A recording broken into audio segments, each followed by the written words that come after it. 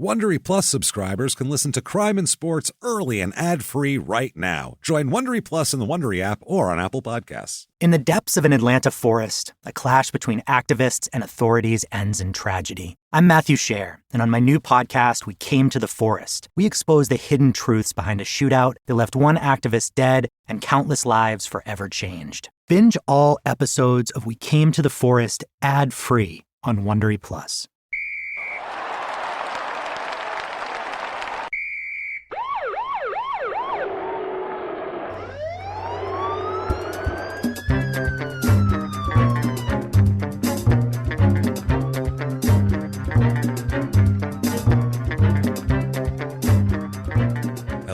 Welcome to Crime and Sports. Yay! Nailed it. My name is James Petrogallo. I'm here with my co-host. I'm Jimmy Wisman. Oh, your yay is so on target today because it's a yay kind of show today. Fantastic. And we are pumped for it. We're excited. We're very jacked up. Thank you guys this week, by the way, for iTunes reviews. Yes. You guys really have been hitting up the iTunes reviews this week hard. Unbelievable. Thank you. You pushed us over 2,000 for Crime and Sports. Thank you, guys. That is amazing.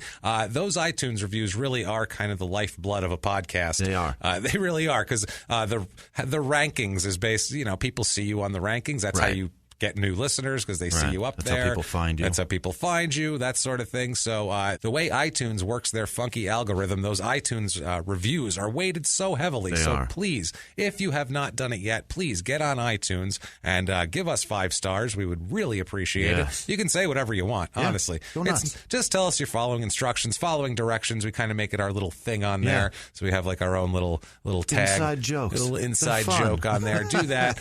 Really, it's just the 5 stars count for everything. It really helps us out a lot. And if you're going to be an amazing person, like a long list of producers that we have later on for you, and you want to go above and beyond, you can do that. That is possible. You can go to patreon.com. That's where you do it. /CrimeInSports. Or you can do a one-time donation over at PayPal using our email address, crimeinsports@gmail.com. That's the one. You can do that. Honestly, guys, every cent, every penny that is sent is appreciated. It all really goes is. to us, and it's super, super helpful. It really is. Honestly, guys, people have said, like, I don't really have any money. I'd like to give you guys $1, but I know that doesn't help. And we're like, you know what? It does. We're insanely appreciative of $1. First of all, we'll take it. Yeah. We're super happy. If someone takes the time to send us $1 on Patreon a month, we're like, that's amazing. That person is a hero to us, really. So that our standards are low for hero, really. For real. But that's all it takes, honestly. You guys have gone above and beyond for us. Thank you guys so much. We couldn't do it without you, really. We couldn't do the show without you. We couldn't be doing things like coming to Chicago on December 14th at Lincoln Hall for a live show. Please check that out. LH-ST.com is where you get your tickets for that. And there'll also be a link in the show description. We're going to have a blast. We're drinking. Yeah, absolutely. And that's going to be not during the show. Don't worry. It'll be a good show. Maybe I will. You might. You're fine. You drinking get silly. That's fine. I have to be able to read. All right. So that's going to be a problem if I'm drinking. But it's going to be just 2 hours of packed laughs and good times and a lot of fun. We mix a little visual in with that and give you kind of the effect. It's a good time. We're going to have fun. We worked it out before. It's going to be a blast, so catch us there. But besides that, we have a crazy story today. Fantastic. We have an insane story. I'm really, really excited this week. I am too, and I can't wait to hear it. This is such a weird story too, because I like finding the weird stories. Every once in a while, off the beaten path is always better. It is because we'll find stories and they're great. There's a few different kinds of stories. Okay, first of all, you have your kind of like your John Riccardi story a couple of weeks ago, which was kind of like a murderer that was very little sports in it and that sort of thing. Then you have guys like Jeremy Miller, Jason Miller, Jeremy Miller. Jason Miller, who we did last week, who mayhem there. Which, by the way, you forgot to tell me that he's the worst kind of Twitter user in the history of Twitter. He's the guy on Twitter that linked his YouTube page to his Twitter, and every time he likes something on YouTube, it shows up on his Twitter. I liked this video, and that's all his fucking Twitter feed is for the past year. That's why I said his Twitter feed is garbage now. It's horrible. Since the live tweeting of the SWAT team incident, go back and listen last week if you haven't heard that. Besides that, his Twitter just got terrible. But there's guys like that who are like, okay, here's a bunch of fights or here's a bunch of sports, and then here is just arrest. Like just this crazy series of arrests that is just a mess. Can't just function after the sport. No, just a walking cops episode, basically. That's a different kind of thing. And then we get a guy like this, who's like an unknown as far as sports goes. He's a player, is a major leaguer, Major League Baseball player, all that sort of thing for 4 seasons and everything. So it wasn't like he's not a flash in the pan. He actually played sports. There's plenty of sports and plenty of crime. And then he did a couple of really, really odd things. Average baseball player career in the majors was 2 years, is it? I want to say it's 4 years. Is it 4? I want to say, because NFL, it's just shy of 4 years. Oh, yeah, right. Yeah, they set that. But baseball, they set that pension just below the average. Is at 4 years. So like, let's get most people not getting this pension. Let's just have them limping around out there on their own forever. What do you say? That's the NFL and how they get down. This guy here, let's talk about him. Let's get into it. Let's talk about Byron Scott McLaughlin. Okay. Byron McLaughlin. Never heard of him? No. Didn't think you I've have. heard of Byron Scott. Played Byron for the Lakers. Scott, yeah, different guy. This is not as very much whiter, first of all, Byron McLaughlin. He is, wow, we'll get into this. What a crazy story this is. He's born September 29th, 1955. Okay.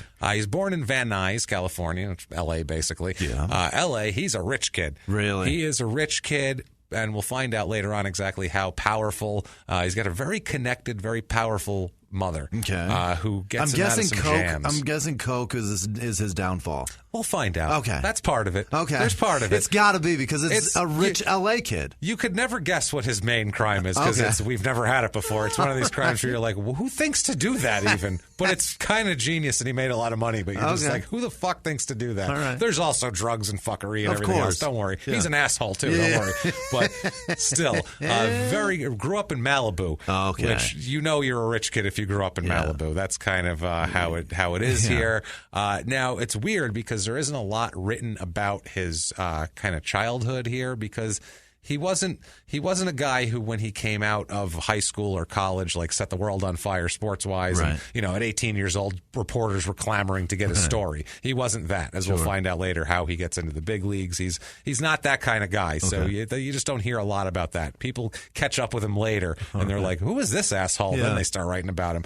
But in a few of these, I found tons and tons of stuff that I dug deep for. And in these, I found comments from people who grew up with this guy. Oh, boy. So we don't know if these are true or not. But we don't know if anything's true other than shit in court documents anyway, things that people say. But I found several testimonials about him later on when we were talking. Pre-Yelp. These are personal Yelp reviews. Personal childhood Yelp reviews about this guy. I love it. I have one guy here. It says, Byron's family and me and my family grew up together on Malibu Road in Malibu, California. And we all had many capital letters. Happy years there. I even had the wind knocked out of me by one of his pitches. I was the catcher. He was only about 9 at the time. Who knew? Why are you catching the ball with your chest, dickhead? I think Catch he it missed. with your hand. Yeah, he was a poor player. Bad. He just said, I grew up in Malibu, and wouldn't you know it, I'm uncoordinated as fuck. Weird, huh?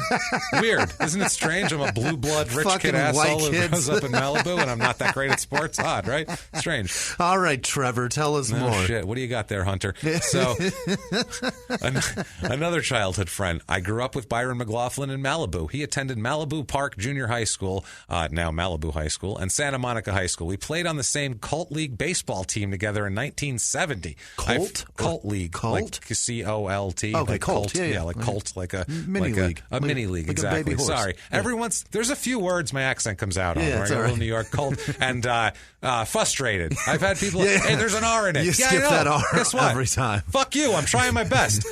Most of the time. You know how hard it is to lose an accent? You also skip the D in birthday all the time. Yeah, okay.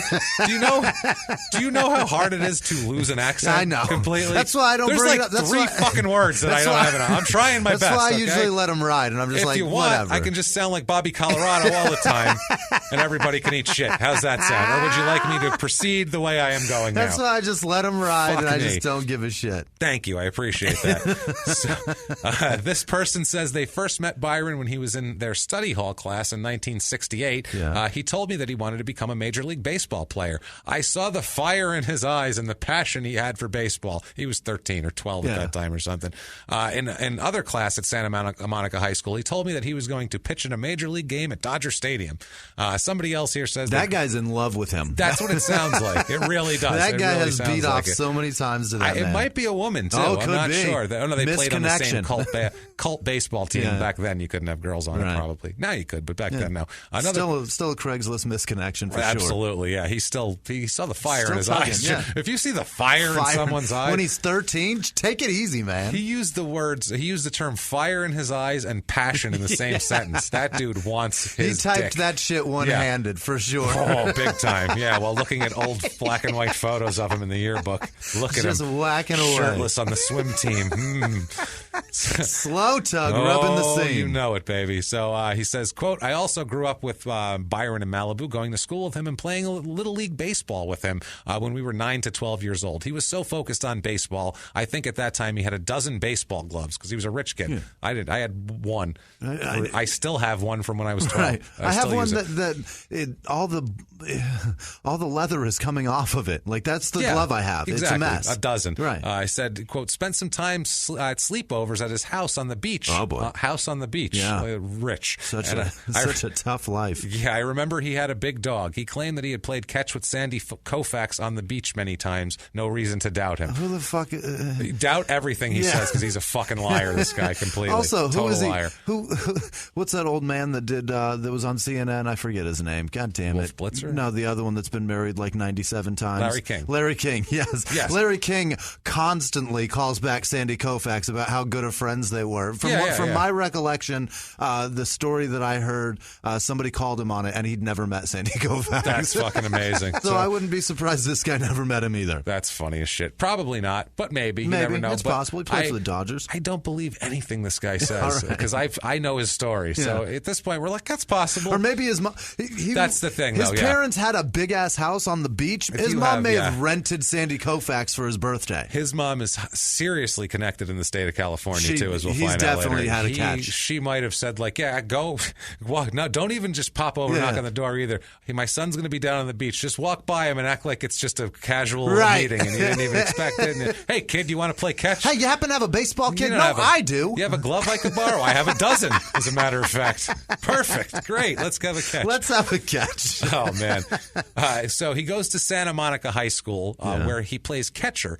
For the last 3 years of his high school baseball career. Now, Santa Monica High School, we have got to talk about this shit because... How many assholes went there? Oh, my God. Is it just a flood of people that blue blood dickheads? Even if it was just like 5 or 10, I would have said, all right, I'll grab a couple. And I had to get the whole list because it's ridiculous, the people there. And I'm going to skip the people who I've kind of heard of that aren't whatever, okay? Dean Cain. Get out of here. Dean Cain, He Superman. looks like a guy that would do that. He went there. Carson Daly, the MTV personality and talk show guy. You almost can't tell Carson Daly and that other asshole apart. Dean Cain and Carson, same guy. Same guy, plus or minus 6 inches. Well, guess what? Let's throw another one in there. This one with talent, Robert Downey Jr. Jesus Christ! Why do they all have black hair? I don't know. It's crazy, but they all look the same. Yeah. John Ehrlichman, who was a big Watergate guy. Okay. He was and with Nixon, that whole thing there. Emilio Estevez and Charlie Sheen and Ramon Estevez and Renee Estevez. Every Estevez. All the Estevezes went there, which is interesting here. Seymour Butts. Really? The porn That's connoisseur awesome. there. Adam Glasser is his real name there. Seymour Butts, which is that's like hilarious. Seymour Butts. What the fuck? That's so great. That's an interesting actual one. porn name. That's fantastic. That's a guy. He's like he's like gay a porn. No. He's like. I've never seen him, I don't think. Fuck, who the hell was it? I knew a guy who was like obsessed with this guy's shit. Like he was like, he's got a new video out. Like he was like, okay. Like he was like really into his shit. I assume there's probably a lot of butt play. It's gotta be. Butts. It's gotta be his thing. But he's a guy who makes a bunch of these like shitty porn movies, okay. basically. Right. He's got a little like niche, I said, I don't know, some kind of little empire, little porn empire going on here. Tons of baseball players. Just really? Absolutely. Also, tons of basketball players, baseball players. The Lows, Rob and Chad Lowe both went there. Yeah, Jimmy Lennon Jr., the boxing ring announcer, went there. Glenn Milburn, I remember, a little NFL player there. Mike Muir, the singer of Suicidal Tendencies. Oh, no shit. Just went there. Yeah, so it's just so many people. That's Stephen Miller, who is a complete douchebag. He's an advisor to Trump now. I don't care what your politics are. That guy's an asshole. Whatever your politics are, this Stephen Miller's a complete piece of shit. And he went there too. Oh, God, he went there too. And I've actually heard about him because he was like basically one of these white power guys in high school. Of course. He had a speech in college where he said, we pay all these janitors. Why do we have to pick our garbage up? What? He made a speech saying that. Wow. Like, why should we be nice to poor people was a speech. Fucking burn them. Burn them at the stake. Why do we care about our community and our environment? We should be able to trash it because we have people that clean that up. This dude's just an asshole. Wow. He's just one of those guys here. The lead singer of the band Berlin went there, which I would think they would be German, but they're not apparently. Chris and Sean Penn went there. Of course. Not too bad. Holly Robinson Pete went there. So actress Ronda Rousey. Whoa. The UFC MMA. The terrible fighter. Has been beaten a lot lately. Maya Rudolph. Oh, the really? SNL actress and just actress in general. Well, that makes sense. Her dad's, who's her dad? Maya Rudolph? I don't remember who her dad is, but her mom was a singer. Her mom and her dad that. is too. Yeah, I don't remember exactly who he was. It's not Lionel Richie. It's the other one. It's probably not Lionel Richie. It's the other super Richie. famous one. Which one? Let me look. I'll Google Smokey it. Robinson? Maybe. He kind of looks like Lionel Richie a little bit with that mustache and a jerry curl. If you take like 79 Lionel Richie and you take like 73 Smokey Robinson, you got the same guy. It's same hair. It's very much like Dean Cain and fucking Carson Daly. That's a good point here. Dennis Smith, the guy you should be familiar with, number 49, Bronco free safety. You're goddamn right. Fucking, I know he's like a Bronco Hall of Famer. I know. A ton of people. And there's more I could mention. We could literally go on all night talking about the alumni of Santa Monica High School, Olympic gold medalists. Like, this is a high school you don't want to go to because no matter what you do, you're going to be like the 4,800th most famous person in this fucking high school because you're not going to beat, Charlie Sheen and people like that. It's just not going to happen here. And the Estevez family. And the Estevez family. Oh, and Robert Wagner went there, too. Oh, is that right? To mention Robert the guy Wagner. That may or may not have killed the lady on the boat? Exactly. Right. Yeah. Well, no. Robert Wagner? Is that Robert Wagner? That is Robert Wagner. Yes, you're goddamn right. It is. And Christopher Walken was there. Yes, Robert Wagner, who is... I forget her name, too. Natalie Wood. Natalie Wood and Christopher and Walken Maya Rudolph, her dad's not famous. Her dad's not. It was her mom. It was the girl from The Office that I was thinking of that I confused her with. Okay. I forget her dad. No, Maya Rudolph of SNL and, I don't know, woman movie fame.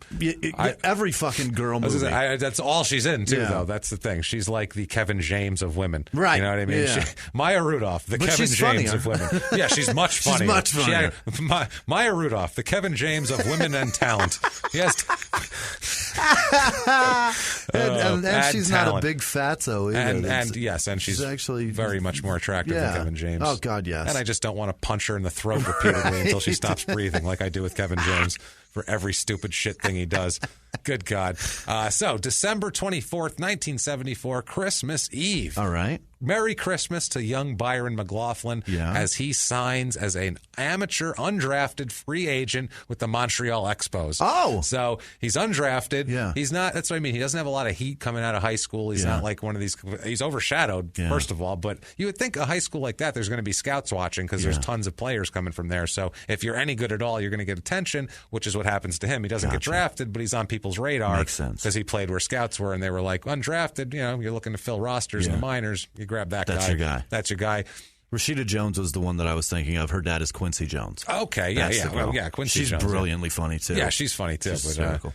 Quincy Jones, not as funny. No, he's not funny at all. Not funny at all, as a matter of fact. That's from what I know of him. He might be hilarious. From what I know, he's rich as shit because of other people. But no, he'll rob you blind. He'll rob you blind. Oh yeah. If you're a 17-year-old kid with a black kid with a song written, you are going to be turned upside down and have the chain shaken from your pockets. So he signs. Sorry, with Quincy, the Expos. You're probably a great guy. I don't think he is. Probably, I think he's probably a piece of shit. If we're being honest here.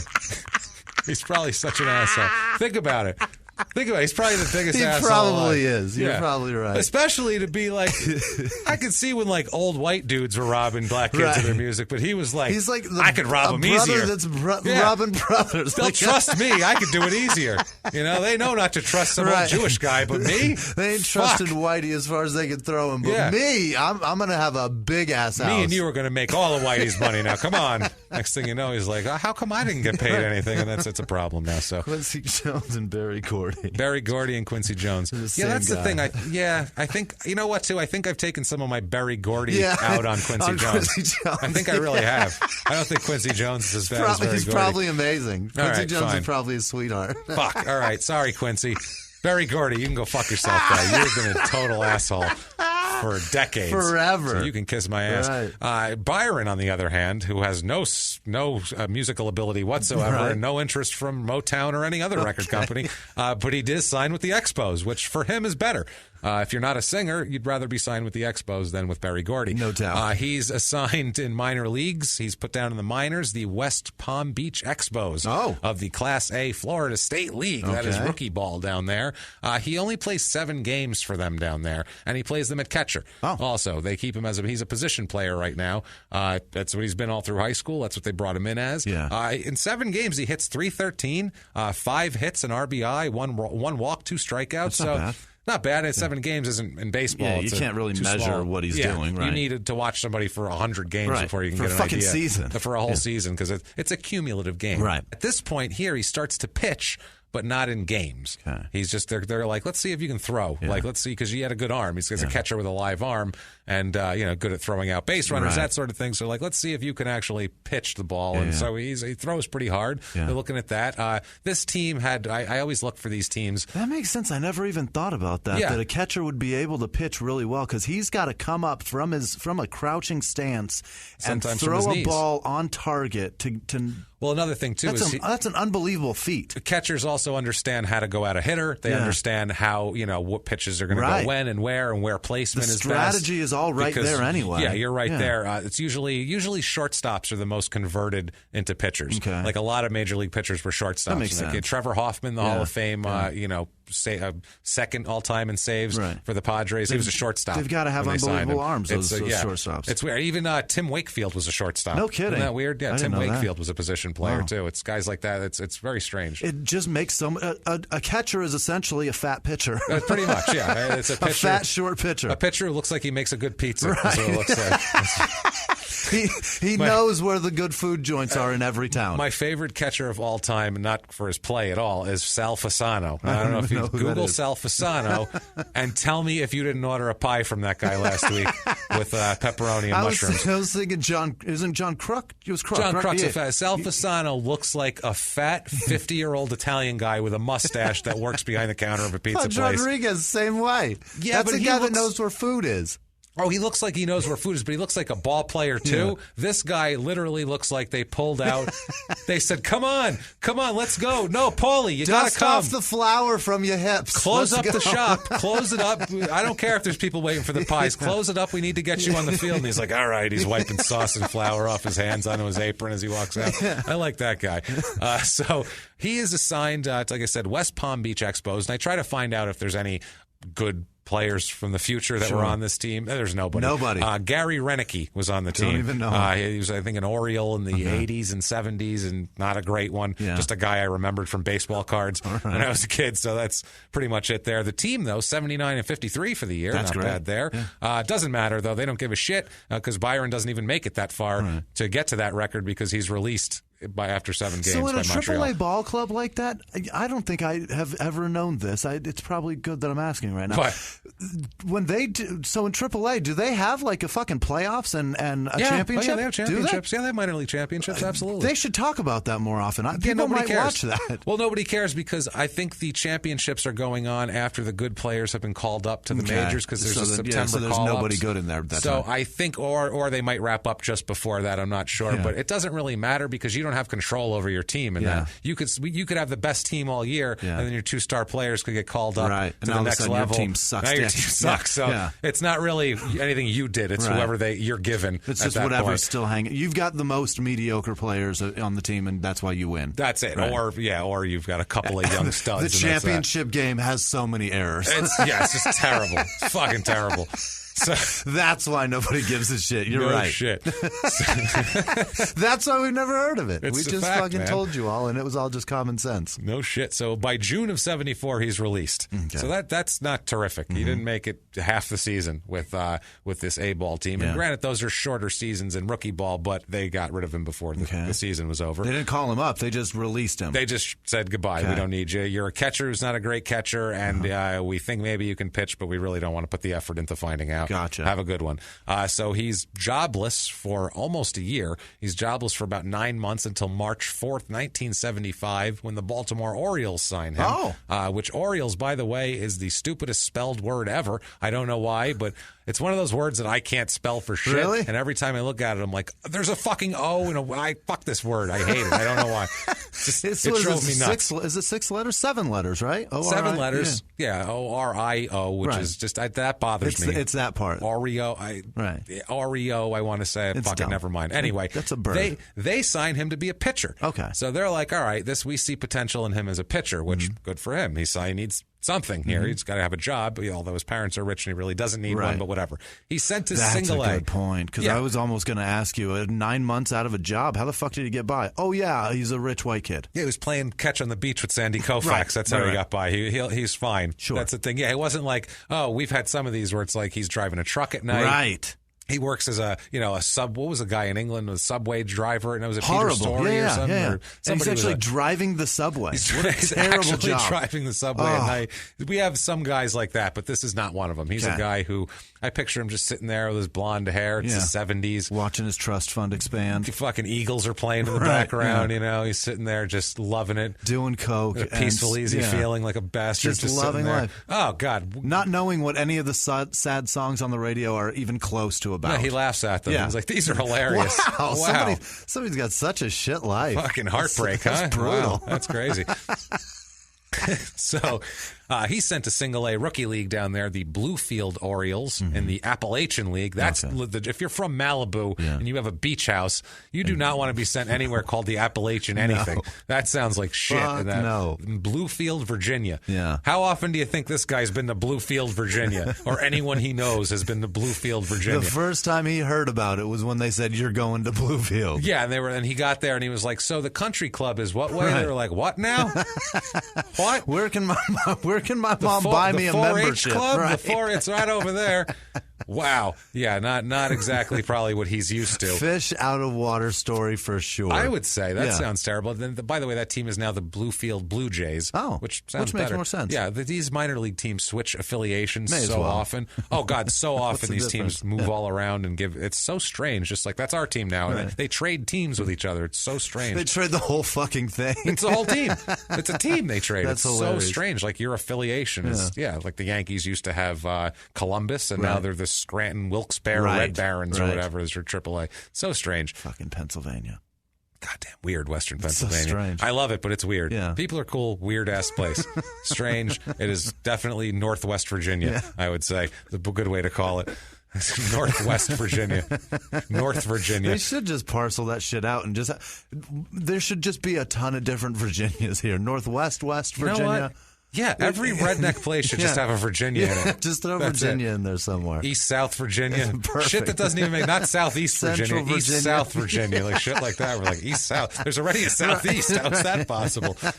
Just everything. I love it. So he starts pitching down there. Okay. He pitches in 14 games, and he is 1-2 with a 7.46 ERA, which is, that's high. That's a little high. That's a lot of runs. It's slightly high. It's not great.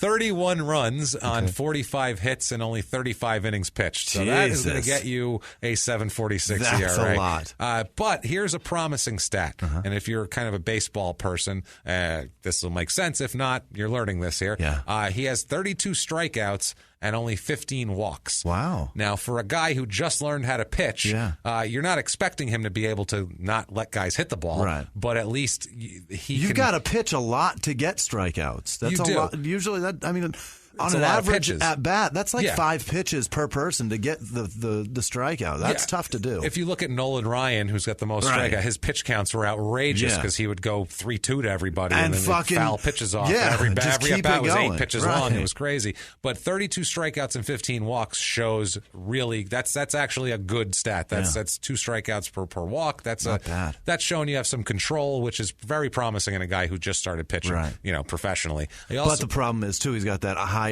ERA, which means a couple of those pitches are getting telegraphed like a motherfucker. Oh, that's the thing. And they are touching them all. Yeah, and I wonder, I'm sure they're saying just get it over the plate at that level. Just get it over the plate. You're learning to pitch, throw hard, throw it over the plate, and guys are jacking fastballs on him, and he's like, okay. And you get some contact on a fastball. It's coming at you. It's got to go somewhere fast. And even in the low leagues of baseball, single A, double A, guys can hit fastballs. That's easy for them. Unless it's coming 102, they're going to hit a fastball. It's the curveball that gets them, the sliders that get them. That thing's nasty. He also has 1 save, and he has 2 starts. So they don't know. They're like, maybe he'll be a little out of the bullpen. We'll start him. They're just trying to figure out what he is, who he is. He's moved up to a better Class A, because that's Class A rookie ball. He's moved up to like full Class A. The Lodi Orioles of the California League. That's a little better for him. At least he's within striking range of home and, beach pussy and things like that. You know what I mean? Beach pussy and catch games with Sandy Koufax. Yeah. If you're used to beach pussy and playing catch with Sandy Koufax, the Appalachian League is not going to cut it. I'm sorry. No, it's just not. It's not your game. Here he pitches in 12 games for them.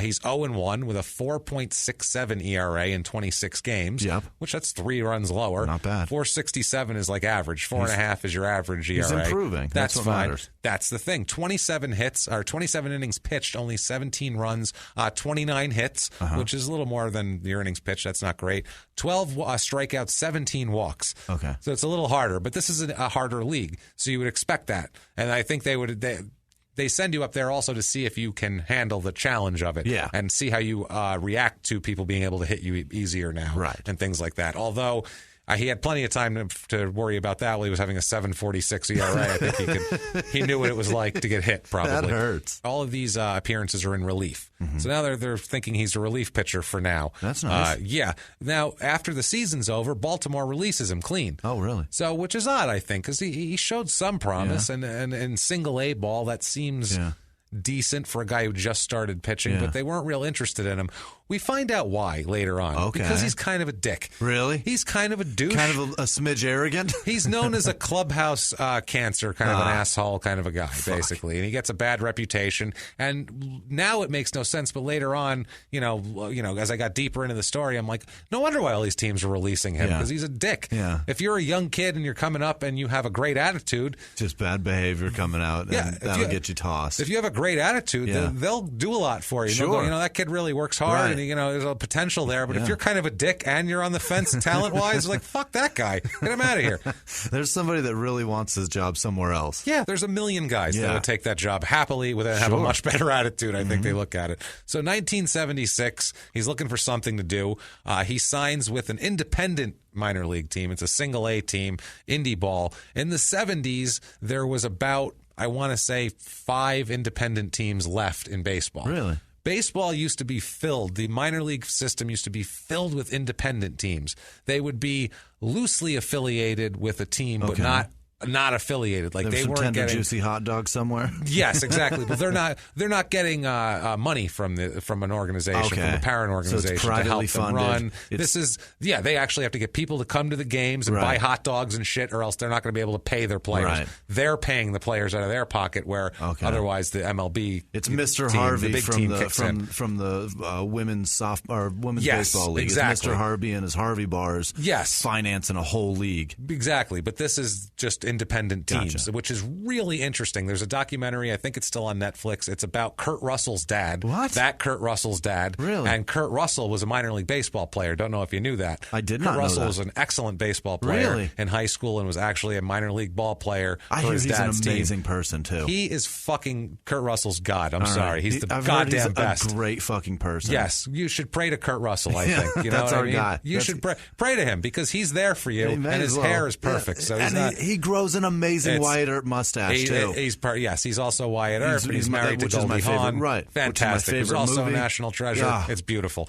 But it's another one that should be just acceptable to just jerk off to her, and if you get a chance to fuck her, it should be fine.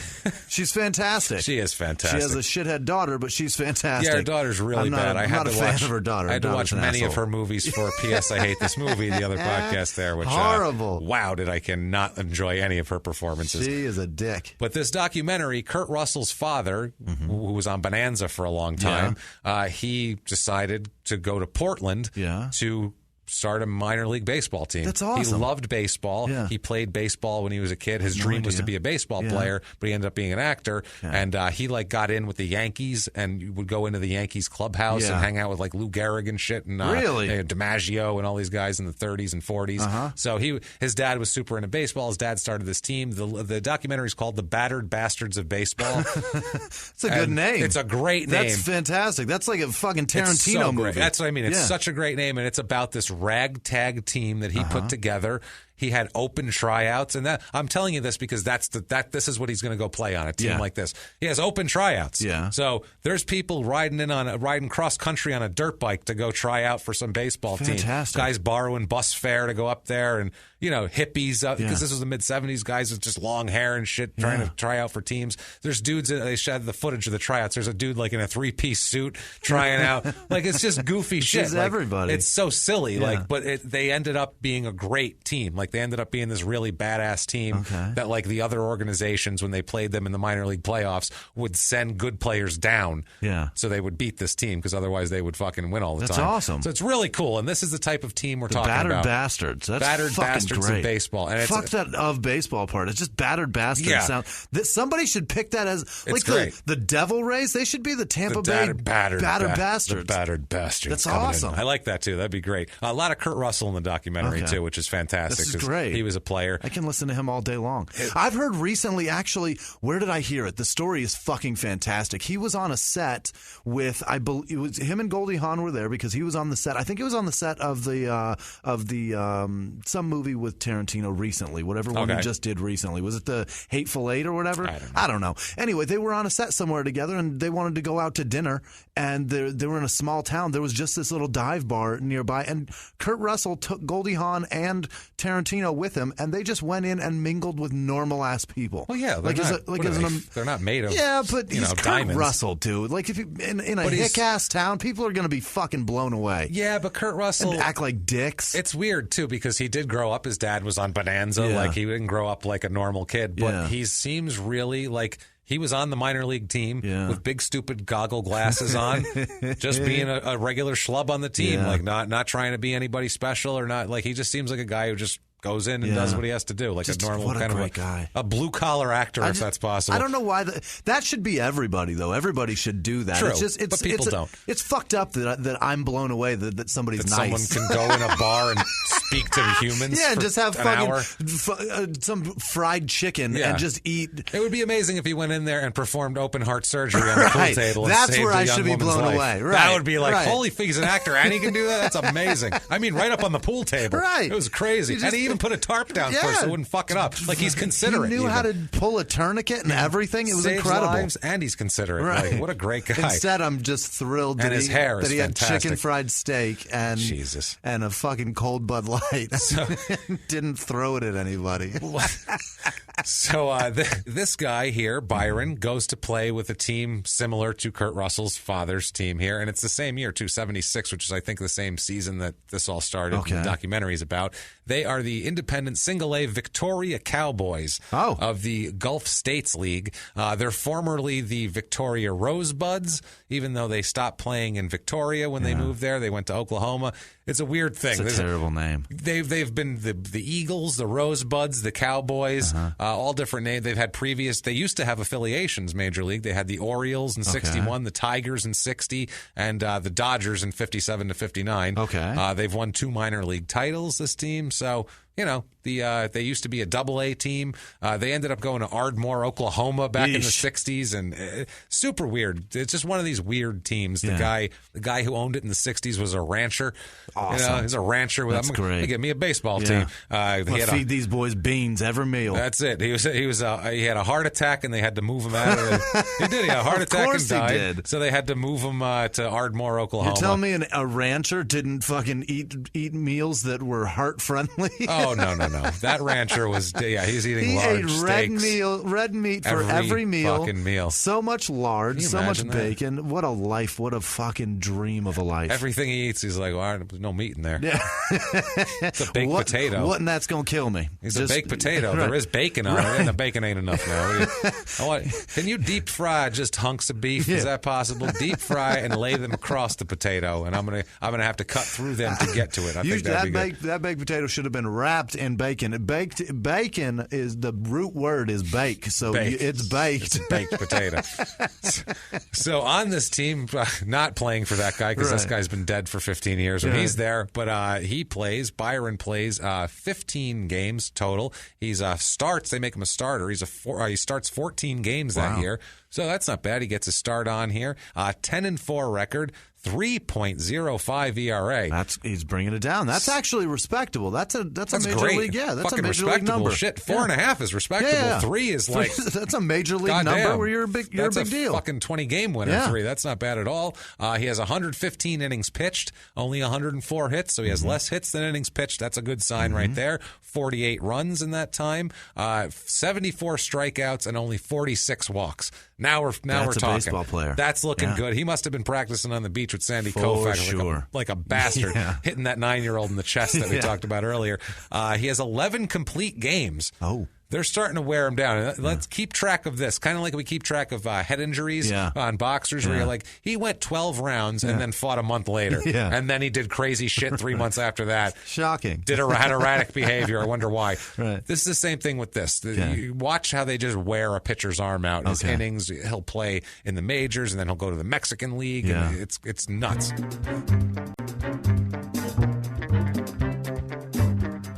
At this point, the California Angels, then California, now Anaheim, were reportedly interested in buying his contract from them. They basically, these independent teams, how they keep going, they'll sign a good player who's a nobody, sign him, try to show how good he is, and then display them to other organizations who then buy the player from them, and then they can keep operating. Gotcha. Because nobody can operate a team based on attendance at a minor league park. No. So that's what they do. So they try to sell off their good players at the end of every year and start over again. Like livestock. Exactly. Right. So they were having one of their showcases for people, and so the Angels were reportedly interested in Byron, but they never signed him. Nothing ever came of it. Where does a guy go? After this kind of thing, where do you go now? You've been signed by 2 different teams. You're kind of fucked there. Then nobody wanted you, so you go to an independent league team and you pitch great, but nobody signs you anyway. Gives a shit. You have to feel like he must be a complete asshole if he pitched that well and nobody cared. Gotta be. He's got to be a total dick, but if there's an expansion team coming around the major leagues, expansion teams will take any old garbage. Expansion team, basically what they do when they get a new team in the majors is they, especially back then, now it's a little bit different, but they'd say, okay, other teams, do us a favor. Whatever you don't want, throw it in a big garbage can and just leave it out by the curb, and we'll just come through and pick it up. So whatever you don't want, we'll come through and it's like the bulk trash. Like there's a Ziploc bag I think I can wash out. That's usable. It's like bulk trash in a bad neighborhood, and people just wander down the street picking shit out of it. That's what expansion teams did back then, because it's the Seattle Mariners are a brand new team, 1977, and their roster is terrible. It is nobody of any note ever. Really? They're It's awful. One guy's worse than the last. I'm like, fuck, this is a terrible team. The Colorado Rockies were like that when they came in, too. It Not was pretty quite. brutal. There was maybe one. They had expansion drafts back then where they had a couple of good you had a couple good players. Their rookie, every expansion. I'm telling you, their expansion season, I remember being so disappointed as a kid. They were terrible, but they'll at least have a couple good players that you can say, all right, well, that's promising. They had nobody. Nothing. The expansion was like, you're on your own back then. Have fun. Build something great from nothing. Go down to Victoria, Texas, and sign some pitcher from the Victoria Rosebuds if you want, or the Cowboys, or whatever the fuck they are. Right. And that's just what they do. All right. On January 8th, 1977, Byron signs with the Seattle Mariners. All right.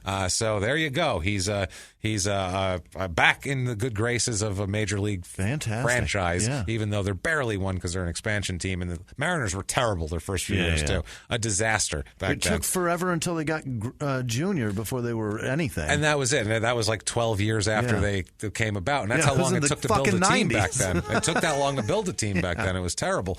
So he signs with Seattle April 1st, 1977, which is right in the beginning of the major league season.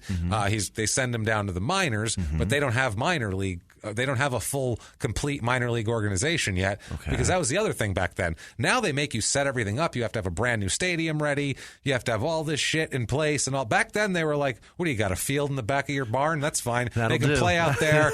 No worries. You don't have any minor league? All right, we'll figure it out. Just fucking get a team together. It's called a farm team. Just build a fucking field outside a barn. Sign whatever garbage you want, throw it out there, and then play the Yankees. Like that was how it worked. And then play the Yankees. That was how it worked. They're going to play the Yankees a whole bunch. All right, enjoy. And then they walked away and left you there. So they don't have a complete team, so they lend their young players to the Mexican League. Okay. So they're using the Mexican League as a minor league franchise, the Nuevo Laredo Mexican League franchise down there. Oh, yeah. You know it, baby. That sounds dangerous as fuck. It's the Tocolotes? I don't know. I don't know what that means. Tocolotes? I don't know what that is, but they call them. How do you spell it? Tecolotes. Yep. Yes, exactly. That's what I said. I was like, I don't know what the fuck. Don't look at me.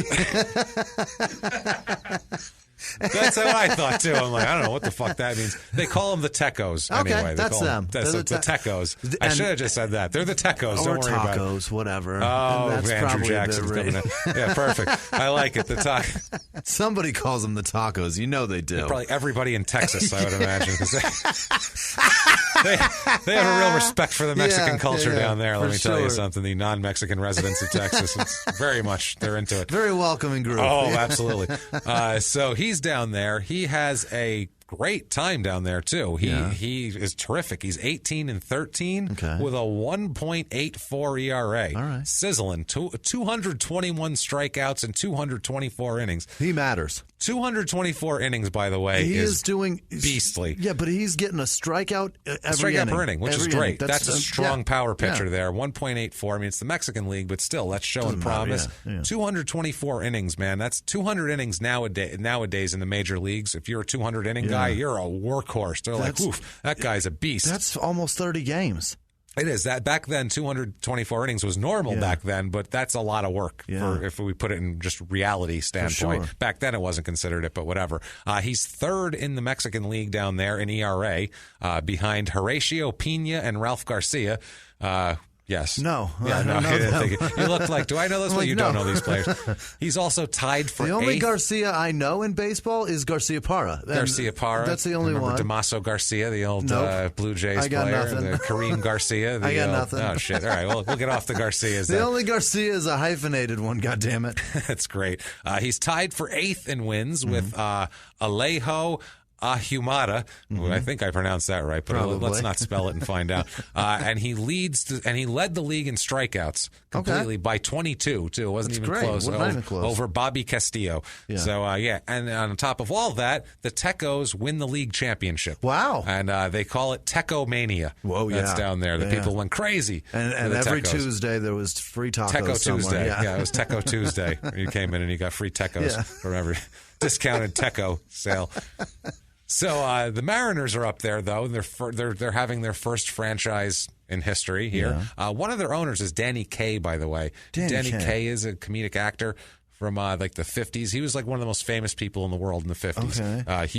Huge big star back then. Spanish guy, Italian guy? No, just a white guy. Okay. Danny Kaye. He was a goofy actor. It sounds familiar, but I'm fucking spacing. You'd probably know him if you saw him. Yeah, he was a big star back then. Yeah. This was a big deal because the Mariners, you'd wonder why Seattle doesn't have a team yet. They're a pretty good city. They had a team in 1969 called the Seattle Pilots. Oh, really? I don't know if you know about that. They had possibly the worst uniforms in the history of baseball.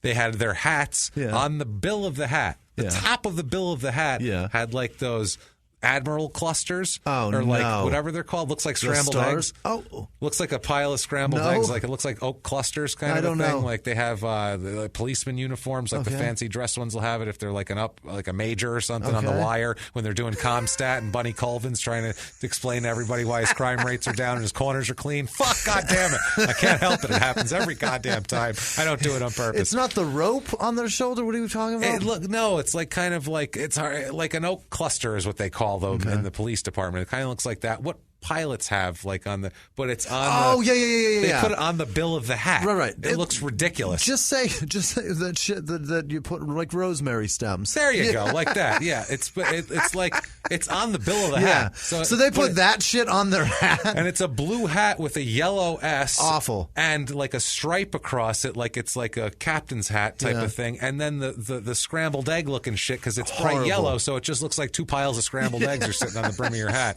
It's the worst fucking uniform ever.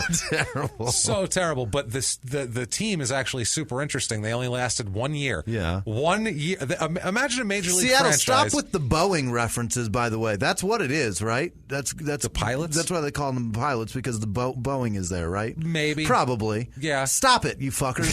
Stop embracing nautical or aeronautical shit. This was, I don't know if, that's pretty much what it was. But imagine a major league team opening up right now, expansion team, and then folding in a season. 1 season. They go, never mind. And by the way, you're naming your baseball team after another profession. Like, what is that? Like, well, the Mariners is the new one. That's true. I guess you got a point. It happens there. But the Cleveland Indians, you know what I mean? That's not a fucking job. Exactly. You don't have the Cincinnati Chefs. You know, like fucking just name a baseball team. Those are old teams too, though. Yeah, that's true. They're old teams. Yeah. They're usually regional references or some more shit like that. But you're baseball players. You're not pilots. You're fucking baseball players. They were the worst goddamn team ever. They played. They folded after a year. They played in a terrible, dilapidated minor league stadium that was just awful. They had terrible players because they just got thrown together. There's a book called Ball 4. It's written by a player named Jim Bouton. And Jim Bouton was he was the guy. He's the first baseball player, probably the first athlete to write a tell-all book about what goes on. And he wrote all about taking greenies, like amphetamines before games. And he wrote about what they talk about behind the scenes and how this guy's an asshole. And this one, like, it's the first book like that where it's just behind the scenes in the clubhouse of baseball, no holds barred. It's fucking great. And he was on this team. So a big portion of that book is like that season. And it's such a funny disaster. But anyway, they ended up becoming the Brewers after that season. So your Brewers, if you're a Brewer fan, they were the terrible Seattle Pilots. Really? Reconstituted over to Milwaukee. How about that? Absolutely. So what ends up happening here, they're a terrible expansion team, which is how you can go from single A in the Mexican League all the way to the majors in one season. Wow. You can do that if you have a terrible expansion team called the Mariners here. On September 11th, 1977, he is sent to the Mariners. Makes his Major League Baseball debut on September 18th against the Royals. He pitches 1 1/3 innings. Not terrific. No. Gives up 5 hits and 4 earned runs. Struck out 1 batter. Not terrific. That is his only appearance of the season. Really? So, he goes to the clubhouse, and for the season, he leaves with a 27 ERA. So if you're looking, you're like, damn, on my baseball card for 1977, it's going to say 27 under the ERA. They're going to have to look into it further to see it's only an inning and a third, but 27's high.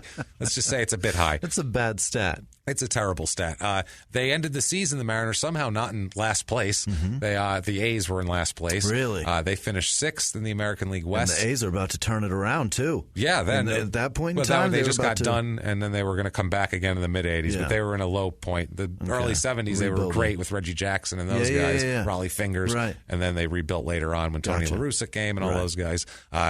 So anyway, we're over here. They're 6th place. Their record is 64-98. They are 38 games out of first place. Horrific. That's not good. That is fucking terrible. They almost lose 100 games.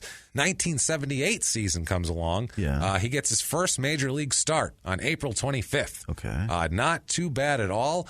Gives up 3 runs and strikes out 10 batters in 6 innings, which is great. That's a 4.5 ERA, 10 strikeouts. Not too bad. Not bad. Comes away with a loss. It's his first decision, but that's okay. You look at that and you go, that guy looks like a major leaguer. He went out there, he didn't embarrass himself, he didn't walk 8 guys, he didn't give up 12 runs. Good job. He is sent down to the minors in late June. Okay. It's his second year. He's going to be bouncing back and forth. Yeah. Because he's a pitcher too. He's a starter. He's a spot reliever. He's a spot starter. He's a reliever. So they're kind of like, he's pitchers are fucking fluid. Yeah, right. As long as they're usable in certain situations, it's fine. And then you need another guy. Sometimes a position player will get hurt. You need this guy, or you need an extra catcher for something, and you got to dump a guy. That's what ends up happening. He's sent down to AAA San Jose, the San Jose Missions. Okay. There you go. How's that for a name? It's terrible. It's worse than the Pilots, I think, by far. That's a nice fucking area to live, though. That's a nice area. God damn it, it's amazing. And for him, more California, so fuck it. That's not that bad here. He starts 8 games for them, pitches in 8 games, starts all 8 of them. Right. He's 5-2 down there with a 3.50 ERA, 3.5 ERA. Not bad. 54 innings pitched, only 45 hits, 23 runs, 52 strikeouts in 54 innings on only 32 walks. Terrific. And he throws 2 complete games. There you go. That's a guy that you go, let's look at him for the 1979 season or later on in this season. And they do in July when a guy named John Montague, who's another pitcher, ends up on the disabled list. Byron is called back up to the majors. Great. So here he is. He's back. July 3rd, he throws a complete game down there. Terrific. That's looking good for this guy, right? Yeah. Things are on the upswing. Sure. We're almost at grace. Not quite, though. So he throws his complete game. They got to be looking on going, all right, he's got stamina. He's got a good arm. He's getting strikeouts. August 16th, 1978, he gets his first major league win. It's against the Orioles, which is sweet revenge because he's pissed off at the Orioles. We'll find out later. He was angry at the Orioles for releasing him. Really? He was like, fuck that. He said he didn't get a chance down there. He said which I didn't think he got a chance either, but he's kind of a dick. Yeah. Like we said, that's probably the reason why. Also, it's a major league team that has to generate good players, and they want to be contenders. Yes. And they're trying to get the best that they have down there. And if you're not the best guy they have down there, you're going to go away. They just gave up on him. He wasn't worth the effort if he's going to be a dick too. Right. That's got to be the part of it. You know what I mean? Attitude is everything. It is. So on September 17th, 1978, he throws a 3-hit 10 strikeout game against the White Sox, which now we're talking. Yeah. That's dominant here. We have an in their own words about this. We have a short in their own, not a lot of in their own words. There's only like 3 of them today. Because this guy, we'll find out why. He doesn't exactly give interviews, we'll say, and he's not dead. He's just in the fucking wind. Oh, really? Oh, we'll get into it. Don't worry. Don't you worry. In their own words, quote, I'm not a polished pitcher. I have a lot to learn, but at least I realize that. That's his quote. So he's trying to be humble. He's trying to be good. His pitching coach here, Wes Stock is his name. Jesus. That sounds like a sports coach. That's his fucking... Coach Stock. That's a guiding man. He knows a lot about sports. He wears those little bike shorts and fucking yells at people and has a whistle. Very much a whistle at all times. Very tight shirt. He takes a shower with a whistle on, I feel like. It's that kind of guy here.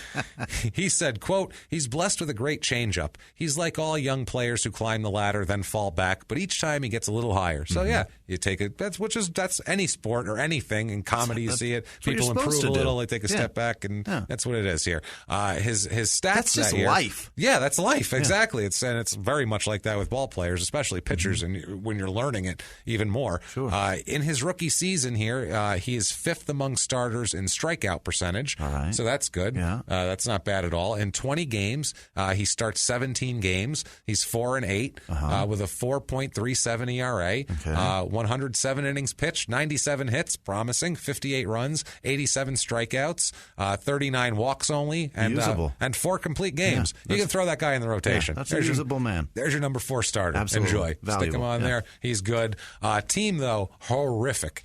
You don't look at his record as any indicator of what fucking the barometer of what happened. The team is 56 and 104. Woza. So that you know how much that tells you they suck? Add those 2 numbers up, Jimmy. 162. No. 56 and 104. 56, 104. 160. 160. Yeah. How many games are in an MLB season, Jimmy? 182. 162. So that means they had a couple of rainouts that their team was so shitty that it didn't even matter, and they just didn't even make them up. Right. They literally didn't even give a shit. They were like, you're good. Are you sure there's 162 then? I am 1,000. Yeah. They went from 156 to 152 or 162 in 1961. So they were just like, it's not going to change the it outcome doesn't matter. of the season. And that's what they do. If there's a rain out that's not like neither team's in contention or can help. But this was like, you're so far. It's I love how fucking hard that math was for me. Yeah, that was a 6 and a 4 there, too. That's a smooth one. I thought you'd get it good because those are an easy transition. 10. I was like, all right, he's going to get this. He can add 6 and 4 and 5 and 1. This is going to work. In my head, I'm going, what is he looking for at the end of the season? What's he looking for? I'm looking for the answer to 56 plus 104. That's what I'm looking for. What do you think? What's he looking for? There's a fucking alternate fucking is there strategy in this question? Here. What is this? Holy shit, man. So they're terrible. They're as terrible at baseball as I am at math. Yes, they're awful at baseball. You're much better at math than they are at baseball, probably. You get it right more than 1 out of 3 times, I'd say. So that's they good. aren't. They're only winning 1 out of 3. Do you know think about how hard how fucking just demoralizing it must be to lose 100 fucking games. 104 games. Over 6 months. That over has to 8 feel months. terrible. Especially when it's hot out. Yeah. You're going and sitting in Kansas City in the summertime. It's all humid. You get your ass kicked by the fucking Royals. And you're like, we're losing again. This is terrible.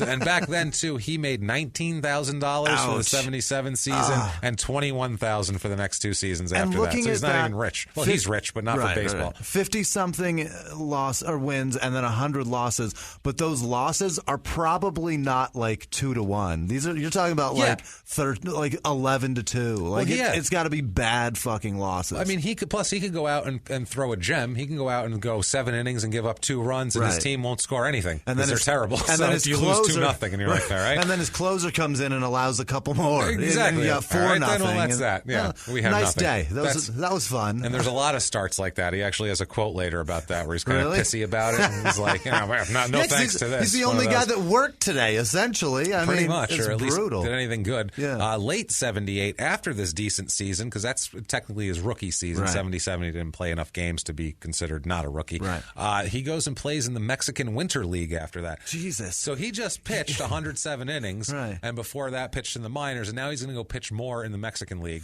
He got his ass kicked for 8 months out of the year, and he's going to go down to Mexico and pitch some more for 4 more months. More down there. He likes Mexico, too, though. He likes hanging out down there. We'll find out why in a second.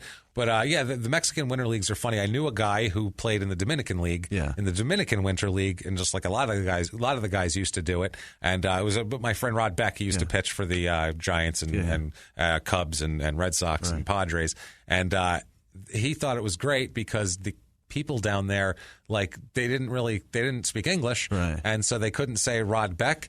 So for some reason they called him roast beef. So he said you would hear the announcer, I said roast the beef, and then it'd be like, hey, and he'd be like, am I roast beef? And you have to ask one of the Spanish guys, am I roast beef, dude? And he's like, yeah, you're roast beef. He's like, all right, fuck it, I guess I'm roast beef. Did they just announce the special for this inning, or roast are they talking about me? Literally, roast the beef. And you're like, what? Is that me? He said the first time he literally looked and went, is that me? Am I roast beef? No, I have the wrong guy. But America's racist. That's just terrible. His name was Rod Beck. They called him roast beef. They just thought that was his name. We don't do that shit. No, but they thought they were being complimentary of him. They thought that was his name. Roast the beef. Yeah, but we still make an attempt to pronounce Hakeem Olajuwon's fucking name. We'll just do it terribly. But so that's the kind of fun a player can have down there.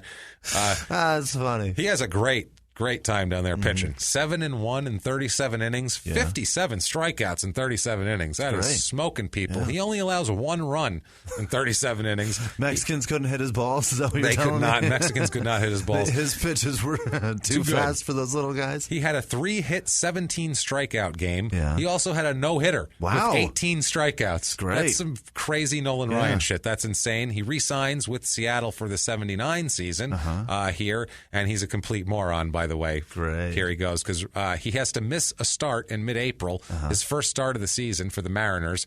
He's coming up as a member of the team from the beginning this year. He's going to be on the team. He's apparently dicking around in his hotel room, practicing his pitching motion in front of the mirror. Oh, no. Seeing what his motion is like. He apparently didn't measure it out right and smashed his hand into the mirror, cutting and bruising it and fucking up and making him miss several weeks of baseball like an idiot. He's like an 8-year-old with a Wii and throws the remote into the TV. That's exactly what he did. Oh, shit. I'm supposed to start tomorrow.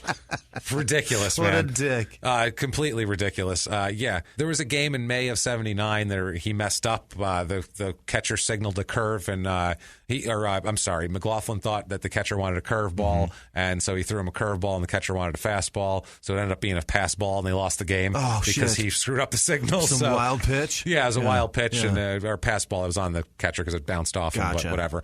June 6th, he gets his first major league save. So they're trying to figure out what to do with him. Yeah. July 9th, they announce he'll be permanently moved to the bullpen. Manager Darryl Johnson said, quote, Byron wasn't locating his fastball the way he has been, but now he's going back to the bullpen where we want him and where he belongs. That sounds really like he's angry at him. Yeah. We're putting him out there where he belongs. He needs to be. God damn it. Out to pasture. August 12th, he misses a game to get married in Mexico. Okay. He takes off. He marries a woman he met while he was playing in Mexico. Plenty of Mexico. There's a lot of Mexico in this story, by the way.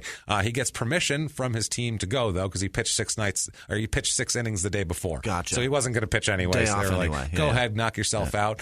There is a reader comment on an article about him. Yeah. It's someone who was at his wedding, apparently. Oh, shit. Which is crazy here. The quote is, quote, I remember attending his wedding to a pretty Mexican girl in Hermosillo, Sonora, Mexico. During the summer of 79 or 80, she came from a nice upper-class family whose name I withhold out of respect for them. The wedding reception took place in a Japanese restaurant called Jardines Miyako, Miyako Gardens. It was a wonderful wedding celebration. I don't know how long they stayed together before their divorce. I heard he was a lousy husband, end quote. So, out of respect for her, I don't want to remind her or her family that she was married to this dickhead. Shit guy. Right. Total dildo, this fucking guy. Horrible dildo. Monster. Terrible guy.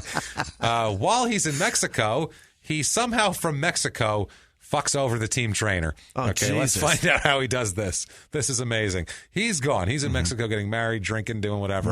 Right. Team trainer Gary Nicholson here for the Mariners. He is at LAX, LA Airport there in Los Angeles. He is taken into custody by federal agents. Oh, Jesus. When he put his bag on the metal detector and a .357 Magnum was found Holy inside. Shit. The bag was left in the team's Costa Mesa hotel room by Byron. Of course. It's his bag. Yeah. He intended it to go with the team luggage, which all just goes in the car, go back then, and they didn't give a shit. They just threw it in. You could have a fucking bomb in there. They didn't care. As long as it's checked, whatever. Hence all the skyjackings in the 70s. It didn't matter. You could say, I got a bomb on board, and they go, he probably has a bomb on board. We don't check. We check nothing. It's in there. The cargo hold. It's completely in there. Absolutely. Let's just land it. It's probably We're going to Cuba. Fuck it. Whatever he wants. So he does this, right? So he intends it to go with the team luggage, and it didn't end up going with the team luggage. It got separated from the team bags. This is carry-on now. Now it's carry. It's got separated from the team bags, and the trainer Nicholson decided, I'll just carry it on, I guess, because it got separated. It's not going to go in the luggage. Byron, for this whole incident, he said, what the fuck are you looking at me for? He said, I intended it to go with the luggage. He said, quote, don't blame me. I tipped the bellman good. That's what he said. So it's fine that I got my team trainer arrested by federal agents at a fucking airport, and he also missed the flight and the game that night and everything else, this guy, this poor bastard. So Byron had brought the gun from Seattle to California, where he said he intended to bring it for a friend. Yeah. He said he got it up in Seattle for a friend and was bringing it to give it to him. They don't have guns in California? Exactly. But then he They're said all over the place. He said he couldn't get a hold of that friend. Okay. So once he couldn't get a hold of him, he was like, I just better check it in my team baggage and send it on the flight, that sort of thing. Later on, he would admit that he carried a .357 around most of the everywhere, time in the 70s. all the time. He's a lying sack of shit in this. This is what he said in an article in the press here. Nicholson ended up being released from custody after the agents were satisfied that he didn't know it was in the bag. Right. He's like, I swear to God, it's this guy's fucking bag. I'm not shooting anybody on this plane. It's not even my fucking gun. It's all of McLaughlin shit. And he's like, I'm the team trainer. Right. I have no idea. They're like, Seattle who? Right. Like, it's a new team. We suck. Just don't worry about it. I swear we exist. Promise you. We're getting a minor league system. Right. We're putting it together here. So he tipped the bellman good. After that, the Seattle has a big... He tipped the bellman good, but he fucked the trainer even better. That's what he did. Think about the bellman. He got a good tip, and he didn't have to get arrested by federal authorities. He made out like a bandit. This trainer got fucked. So he tipped the bellman, but he shafted the trainer. That's what he did. Boom. Got it. Seattle Put has that on a shirt. Put that on a shirt. Tip the bellman, stiff the trainer. Yeah. So Seattle has a team meeting discussing luggage protocol after that. Literally, they have a huge meeting. Guys. We now have a system for how you put your fucking clothes on a plane. With no unmanned firearms just left places, please. Can we have that at least? Is that possible? We don't even have a fucking farm team yet, you guys. Just figure out where to put your goddamn guns. Jesus Christ. So 1979 here. That's all. What a mess. He got married.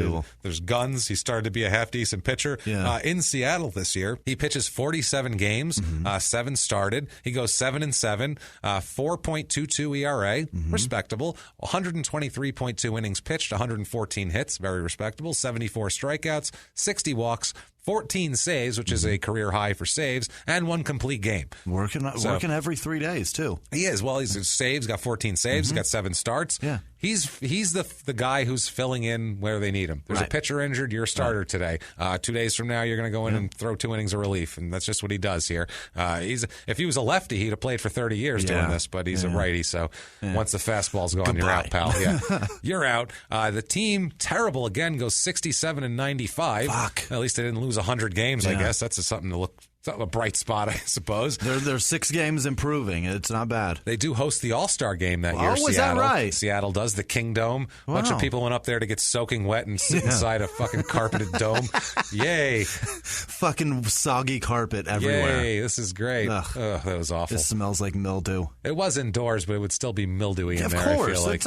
It's not sealed. Water's coming through that shit. Oh, you fucking know it. 1980 season, in June, the Cleveland Indians are trying to trade for Byron. Oh. They want Byron and his teammate here, Larry Milbourne, in exchange for a guy named Bo Diaz. It goes down to the wire, and it ends up falling apart at the trade deadline there. He should be thankful. I'd rather be in soggy shit, Seattle. Yeah, Seattle's awesome. Sure. Yeah. Seattle's a great city. Yeah. Fuck Cleveland, as we've said many times. That. Sorry, Cleveland. If you live in Cleveland, you don't like it either. You know it, so sorry. We apologize. Maybe we'll come to Cleveland someday, and you can show us how it's not terrible, and we'll go, no, it actually is terrible. Or we'll go to Cincy, and you guys can come up there. Yeah, we'll just go over there. Here, it's nicer. That's fine. September 30th, 1980. This has nothing to do with him, with Byron, but it's hilarious. Okay. His teammate, Rick Honeycutt, who ended up playing for the Cardinals later on. Yeah, I know that He pitched name. for a long time, Rick Honeycutt. He's a Mariner at this point. Okay. He had taped a thumbtack to his finger to scuff the ball. To make cuts and whatever, and ends up Willie Wilson. Do you remember Willie Wilson, the old Sounds Royal? familiar. I loved his name anyway. Willie Wilson's an old Royal center fielder, I believe, from the 80s, and he's on second base and saw the tack. Oh shit! Like gleaming in the light. He caught a fucking glimpse of the reflection on it. Catches He's like, that whoa, sparkle. Whoa. Yeah, hey. So the umpires... Looks like he's got a fucking diamond on his thumb. What is that? What the fuck is going on? Well, he's apparently not experienced in doing this, Honeycutt, because the umpires go and investigate. They find the tack. Not only that, though, Honeycutt had a huge gash on his forehead from wiping the where sweat. He went and wiped the sweat. Oh, what a and dickhead! Sliced himself with the fucking thumbtack because he's not very good at this. So they're like, "Oh, you're an idiot too, and a cheater." All right, great, perfect. You're stupid and bleeding. What the fuck? Sir, you're stupid and bleeding. He's ejected from the game and suspended 10 games and fined for the dumbest thing ever. And then gets stitches. Fuck, what an idiot. And then he has to go get stitched up. Byron that year, he pitches in 45 games. He starts 4 of them, goes 3-6, 6.85 ERA. A little rough there. Yeah. 90.2 innings pitched, 124 hits, 74 runs, 41 strikeouts, 50 walks. God, walks higher than the strikeouts. So much baseball. It's a lot of baseball. 2 saves that year. The team is 59-103 and in last place. Yeah. They are fucking terrible again. December 12th, 1980, he's traded to the Minnesota Twins. Whoa. In exchange for Willie Norwood. That's Willie Norwood, by the way. At that point, it was a third-year Twins player that would never, ever play in the majors again after he's traded here. He's gone. McLaughlin shows up to Twins spring training, plays there, plays in spring training in the 81 season, but on March 31st, right before the season starts, Minnesota releases him. He is gone, and he ends up in the 81 and 82 seasons, ends up going and playing in Mexico again. He ends up moving his residence to Hermosillo, of course, for 2 years in Mexico. He's going to live down there. He's got a wife with an upper-class family. And, making beige babies. Making beige babies and being a dick that nobody likes.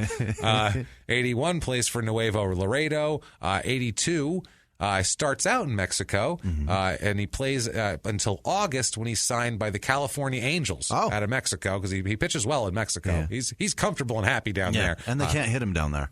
No, it's a different league completely. Yeah. They send him to AAA Spokane, which is the Spokane Indians, the Spokane Indians are a minor league affiliate of the California Angels because they were the Indians, I'm sure, 20 years ago when they were 5 teams ago. Right. Anyway, he pitches in 6 games for the AAA Spokane Indians. 1 started. He has a 1.26 ERA and 10 hits, 6 runs, 9 strikeouts, 5 walks. So he's only down there for 6 games, whatever. 83 season, he is at spring training with the Angels, and he's assigned to their minor league camp by the end of spring training in Casa Grande, Arizona. That poor bastard. Brutal. Jesus Christ, I'm surprised he didn't blow his fucking brains out. That place is so bad. It's bad. I was actually there last night. Really? Sarah's niece and nephew had a T-ball game, and it was in Casa Grande, and it's really shitty and far.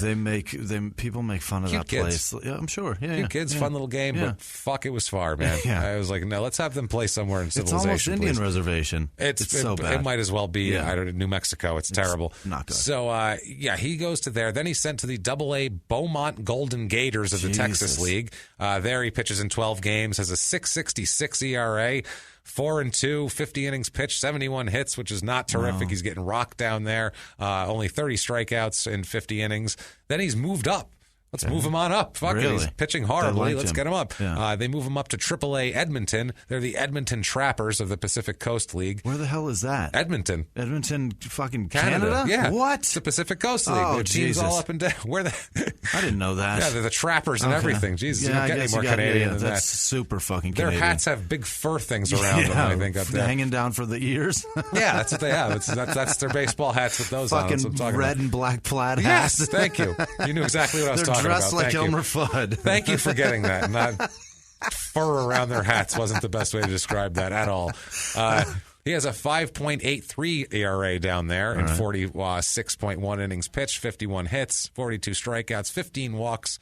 Not too great, but he's still, despite being terrible in the minors, he is still called up to the Angels, which, good for him. They like him. Yes. Is that like the state of affairs in California at this point, that they're so bad that they'll take a mediocre-ass guy? He's a reliever, though. Relievers go up and down. Doesn't matter, They weren't bad. They had Rod Carew at that point and guys like that, the Angels. They were decent. Rod Carew actually was pushing for hitting 400 about half of that season. Really? Yeah, it was there. Then I think the 80 season he did that too. Yeah, he was nasty. He ended up hitting like 350, but for like half the season he was hitting over 400. Anyway, we have an in their own words about how he feels to be back in the majors here.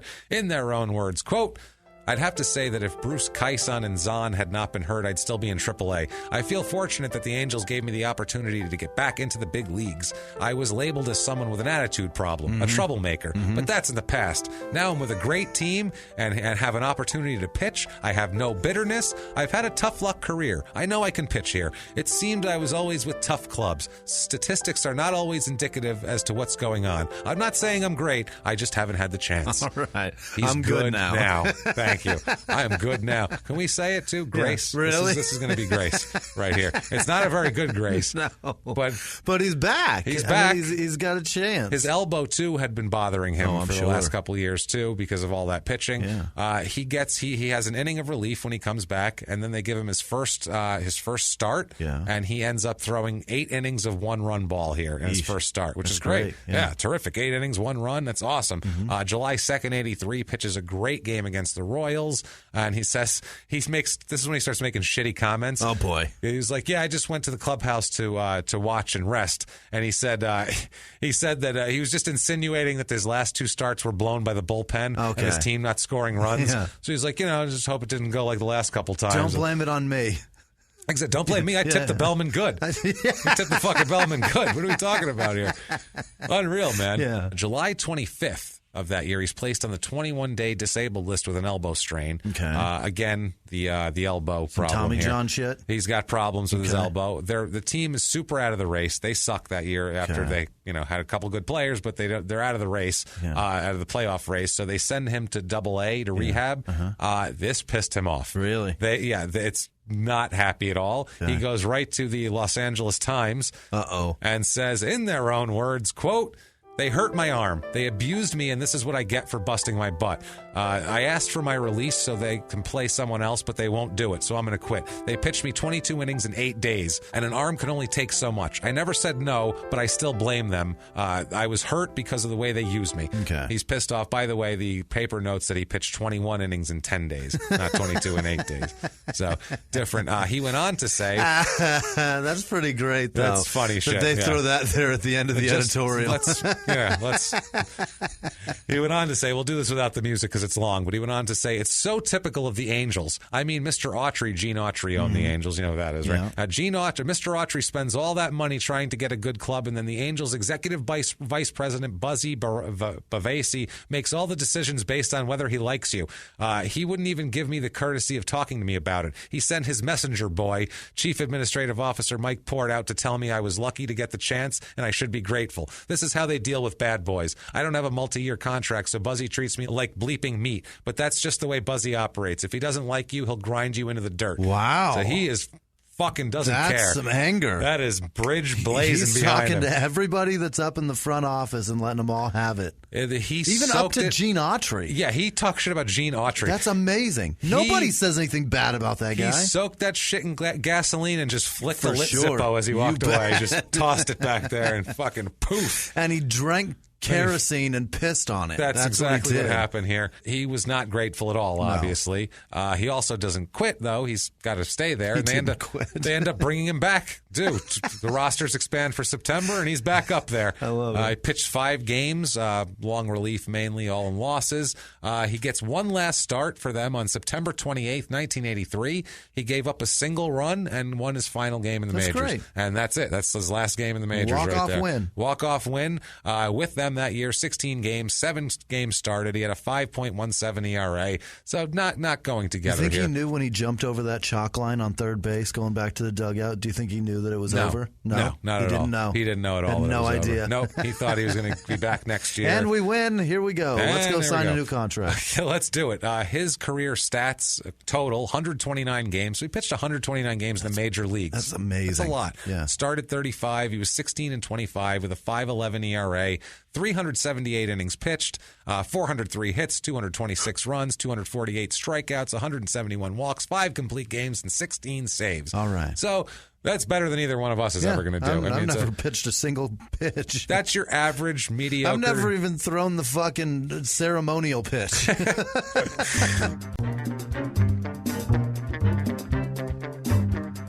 Web support for Crime and Sports is brought to you by webandwriter.com. If you're looking to build a website, go over to webandwriter.com. They build websites that look great on all screens, graphics, logos, engaging content. Go over to webandwriter.com or go over to facebook.com/webandwriter. They'll build you an unbelievable website at a very fair rate. They'll build you a very great website. Go see them. webandwriter.com. That's your average, mediocre, shitty major league reliever guy right there. So he's a complete clubhouse cancer. Yeah. Nobody likes him. Nobody invites him even to spring training in '84, which tells you a lot. Yeah. Instead, he goes back to Mexico, goes with the Nuevo Laredo, and kind of goes waiting for another break here. He plays with them for a while. And then on September 17th, 1984, he has some trouble. Uh-oh. A little bit of trouble. He's arrested after, Jesus Christ, he tries to sell an undercover policewoman 11 ounces of cocaine. That's a lot. 11 ounces. That's a lot. He didn't say, I have an 8-ball. No. You want to go in the bathroom? I got 11 grams. No, he's got 11 ounces of coke. We'll go in the bathroom. We'll do a couple lines. I'll sell you what's left. You can take it. No, this is, you have 11 ounces of cocaine. That's like trafficking, isn't it? I would fucking say so. That's a shitload. That's a lot. You couldn't carry that in your pockets. No. You need a bag for that. That is so much. Like a big duffel bag, a gym bag. Tries to sell it to her for $24,000. Jesus. That's what he's trying to do. He's released on his own recognizance because he agrees. Wow. And right away, too. He's no character at all for this fucking guy. Immediately agrees to work with police and try to set up an operation to identify and arrest his supplier. Anything that stops the attention on him. Whatever gets me out of this, that's fine. Sure, you want him? That's fine. They release him. He's supposed to come back the next day to meet with them and start this whole program and bring this guy down. Yeah. He never shows up for shit. He instead is gone. He's straight back to Mexico. Fucking gone. Yeah. He's out. October 13th, 84, there's articles in the AP now. Really? AP's got articles. Byron McLaughlin, former Angel pitcher, failed to appear in an arraignment on Friday. He had a charge of conspiring to possess and sell cocaine, and police believe he fled to Mexico. Of course. So this is this article. They issue a bench warrant for his arrest, and his bail goes from $25,000 to $250,000 because he's gone. He tried to sell a lot of cocaine. That's a whole lot. That's funny as shit. And then just dip out of the country. Just gone. The charges are eventually dropped. Really? And he comes back to the States like nothing ever happened. And the reason is his mother is very wealthy, very connected, and he ends up telling another a guy later on who we'll talk about. She basically bribed and knows and cajoled a local politician into getting the charges dropped. Got it. And he ends up back in San Diego, not doing jack shit about it, not being in trouble, doing whatever he wants. Like Forrest Gump's mom got him into school, like exactly. that kind of. Okay. I think it was more like she was more powerful than the guy was. Oh, I got you. She's probably a donor, or she's connected to some people with money. She didn't just show up in somebody's office and no. She showed up and said, "What was the noise that she made?" I hate Forrest Gump. Because hate Forrest Gump. Forrest fucking made the noise back to the teacher. Yeah. Oh, yeah, that's right. I hate that movie. Forrest Gump and Rudy, my two least favorite movies. If they're on, I will fucking cringe and leave the room. I love Forrest Gump. Ugh, I can't stand it. It all happened to that guy? Sure, you simpleton fuckhead. It's not true. None of it's true. He wasn't there for any of it. Great. And it's not even believable. No, it's not. It's so unrealistic. They should have had two of those things happen to him. Then I would have believed it. Right. Anything. Pick it. Vietnam and football. Right. Running across the country and fucking Jenny. One of the two. You can't have it all. You're not on the Dick Cavett show sitting next to John Lennon, you cocksucker. You're not drinking Dr. Peppers at the White House. Fuck you. I hate that movie. Moving on. Goddamn fucking Forrest Gump. Okay. I hate it so much. It drives me nuts. So he's in the 80s. He continues to, try to make money doing things that aren't work, basically, is the best way to fucking put it. He would kite checks all the time. Okay. He was a big check guy, credit card. Yeah. Scams and all schemes kinds he had going on. He would intentionally... He's running all of it. Oh, he's doing whatever he can to not be a acceptable member of society. No, I'm sure his mom will give him money. She's getting him out of jams with politicians, but he's got to do something scummy. You know what I mean? He would intentionally overdraw funds and then get his accounts closed before the overdraw charges would go away. Oh, asshole. So he'd do that. But that'll catch up to you after a while. It's kind of all on paper. Now computer, but then paper. Right. It's with the way he was a very good talker. He was charismatic, and he was completely full of shit. He would just go from one scam to another scam, talk to this guy, get this guy on board, money for this, that. I don't know how he did it with a record and with very spotty, no proof of anything.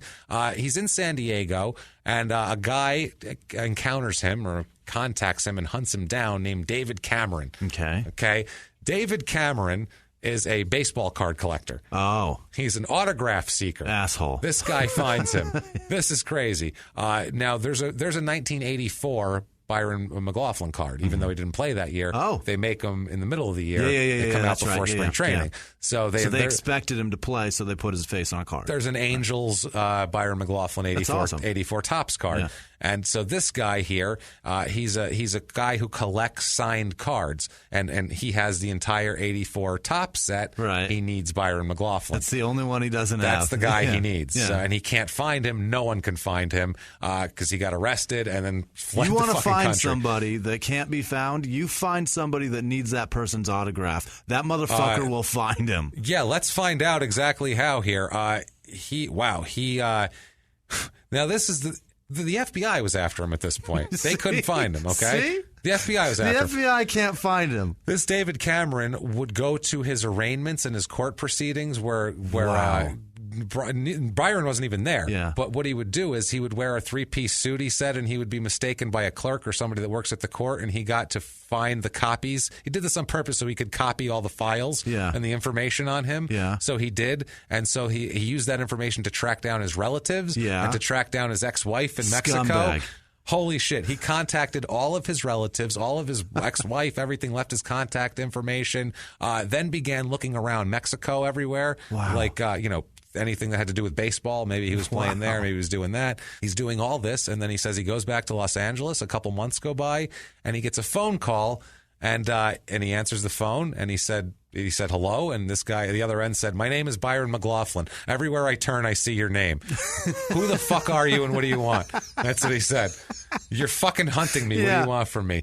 This guy said that he told him that he needs an autograph.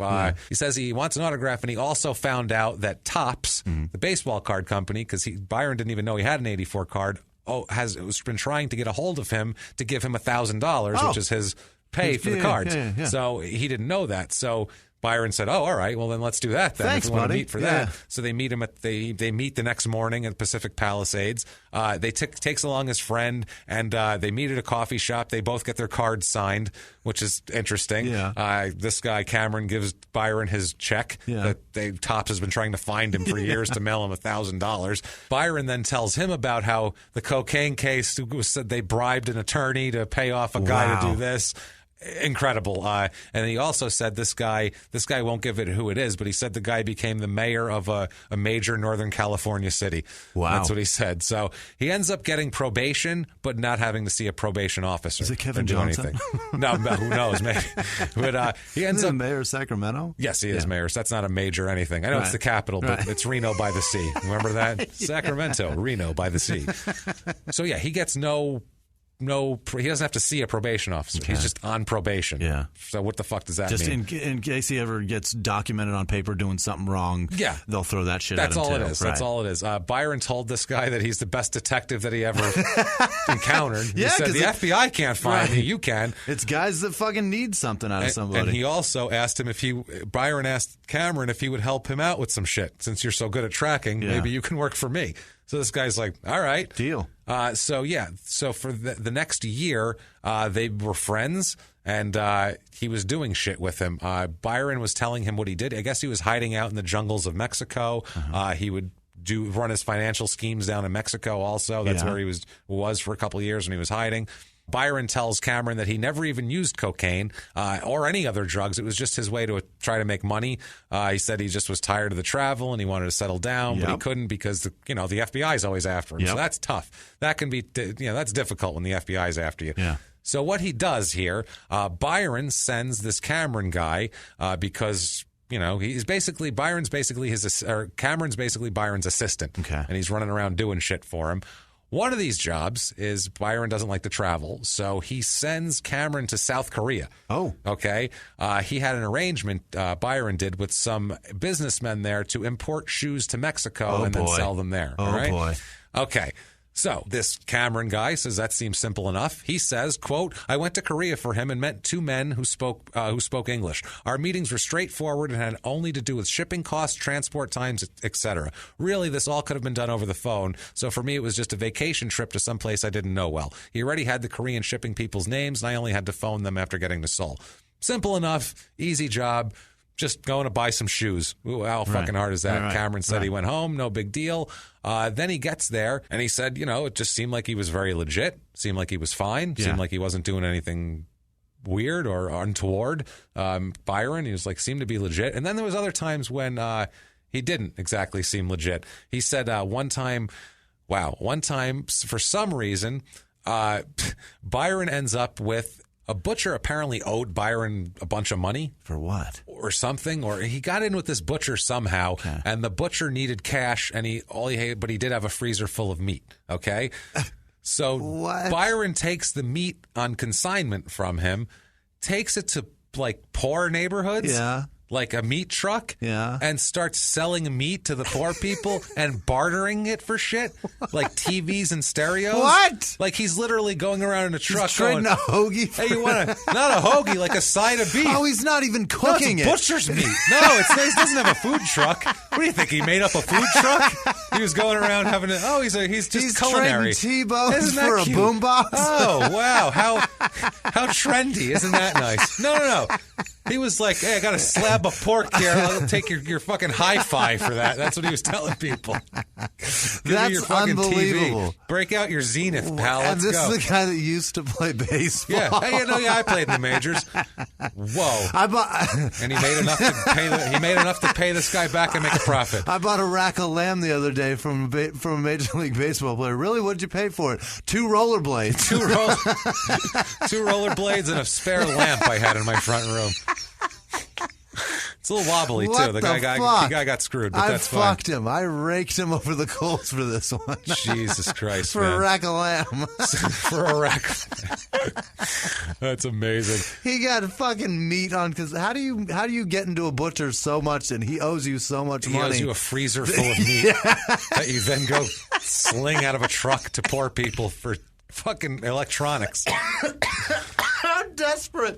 How desperate would you have to be for money to accept that as fucking payment? How desperate would you have to be for meat? To be like, well, there's a stranger just riding down the street with a truck. This isn't the 40s. Right. This is fucking 1988, hysterical. For Christ's sake. Oh, my God. It's super weird, man. So Cameron and Byron end up parting ways in 1988. Yeah. Byron's getting into this shoe importing thing, and Cameron just has other shit to do that he's not real interested in. I wouldn't be much interested in the shoe importing thing anyway. It seems like a fucking scam. Seems boring, too, that right? Too, that too. Well, let's find out what happened. But it just seems like you get arrested for shoes, and I don't want to go to jail for shoes. Let's find out what happens here. Let's introduce a guy named Harley Lewin. Okay, let's talk about Lewin. Lewin is a lawyer. He started doing trademark protection in 1979. Started out with like bootleg T-shirts for music groups and shit like that. Isn't he? He's trying to stop. He's one of these guys that's enforcing if you have knockoff bootleg T-shirts. He's a good guy. All right. Well, I don't know. You can go fucking arrest a guy for selling a T-shirt. I don't know. I get it. I see both sides of that argument. So yeah, that's. I see a guy's got to make a living, but there's also a guy that fucking created that shit that you got to pay that guy a little bit. Absolutely. Right. So this guy, he starts out with, I believe, bootleg Judas Priest T-shirts, the rock band. I think that's the first people he started helping. But he would notice that he thought it was just somebody was making a shirt and then selling it. And then he started noticing, as he looked all around the country, that the shirts were all exactly the same. Yet none of these people knew each other that were selling them. How the fuck does that work? Yeah. They're not making them themselves. No. There's a supplier that's supplying the counterfeiter. So that's what he ends up trying to do. And this is the 80s, too. This is when all that brand shit started popping. Before that, nobody gave a fuck. Nobody cared. Then all of a sudden, it's Jordache and it's Nike and it's all that shit and all the Guess and all that whatever hot 80s shit there was. I don't Cross colors and all that shit. That was 90s, but cross colors. It was terrible. There you go. That's like 89. I'll give you 89 on that one. Yeah, fucking have 46 pleats on the front of your pants. That's a good look for you. Sure. Thanks. Those fucking boner hiders. Those are that's the weirdest design I've ever thought of or ever seen. It was like 4 inches thick of fabric in the front. It's the weirdest shit. 8 panels coming together because they were so pleated. Why have that many pleats? And pleats are dumb as fuck. They're useless. It just looks like somebody cut that wrong, and now they just overlap it to sew it all together. That's exactly what it looks like. It's dumb. Yeah, we'll work it out. Just make horrible. it more weird and pleaty and thick. Just iron those things tight. It'll be fine. Yeah. Eventually, he gets a client here. At the time, was a small shoe company from England here, Reebok. Okay. You may have heard of them. I was thinking British Knights. No, Reebok. I don't think they're British, actually. I don't think they are either. I think they're in Jersey. Yeah, Reebok became a big deal in the 80s. Okay. Women started wearing them for like workouts and shit, and then they actually started tennis making players. Yeah, they started doing that sort of thing. So they look into this whole deal. They're looking into this, looking into the counterfeit shoes, trying to figure out what's going on. And this Lewin guy just decided to get into this because he was working with rock bands before that. He said he was on the road with Bob Seger. Oh. And he was like, I got to get out of this whole thing. Yeah. And it was just, he heard Night Moves one too many times. He's like, I can't fucking take it anymore. If I hear Hollywood Nights one more time, I'm going to kill myself. Listen, I should have fucking put that shit on loop Bob while we were on our way to L.A. because I adore Bob Seger. I love Bob Seger. Every Bob Seger song. No, he couldn't take it anymore. I love him. I love him too. But listen, Bob Seger's not Bob Seger anymore. He doesn't sound like. Is he alive still? Yeah. Okay. And he's That's still touring. He's been smoking for like Christ. 60 years, and he sounds like shit. Jesus. He sounds terrible. That sounded great in the 70s with that gravel in there. So Someday You'll Accompany Me. That's a great song. There's a lot of great songs. Let's not get into that too. So we've had this would be a 6-hour episode if we went down every rabbit hole that we want to go down. It's very sad. We really have to keep on task. So this Lewin guy, he works with legislators to get legislation passed that can. Federal legislation that can, shut down these operations and that sort of thing. He finds one thing in Mexico. He's got a big target in Mexico. Okay. A guy named Byron de Tenis. Okay. Is his name. That is Byron McLaughlin. Yeah. It's not Byron de Tenis. He's got an alias. He's got an alias down there. Now Reebok tells Harley, we got it. There's Arizona, Texas, Southern California. They're all the shoes are all down there. It's got to be Mexico. coming from Mexico. Yeah. Harley says, quote, conventional wisdom was you don't go near Mexico. It was dangerous. It was drugs. It was corruption. Yeah. I, of course, didn't know that. So he said he went down there. He nosed around a little bit and kind of figured out the operation a little bit more than that. He also figures out that half of the counterfeit shoes coming out of Mexico can be traced back to some guy living in San Diego named Byron McLaughlin. Oh, so he's like, let's find out about that here. Yeah. What he would do is he would ship these to Mexico from Korea, and they would ship plain shoes that were knockoffs because Reebok used to have the Reebok Classic. It's just this white, plain, marshmallow-looking shoe. And it's got like the dots, the holes in it, the breathable areas. And it's got on the side just a little Reebok label with the little British flag it used to have on it and all that sort of thing. And then the British flag on the tongue too, right? And on the tongue, they would have it there. So what they would do is they'd bring them in from Korea, slap a couple of flags on it, on the tongue, and then ship them to the U.S. And you got yourself a fucking Reebok, pal. Yeah. That's it. And so they were all This is like back home if you go to Fordham Road in the Bronx when I was a kid and you buy the knockoff shit down there. Yeah. That's all knockoffs, but this is what it is. It's coming from here.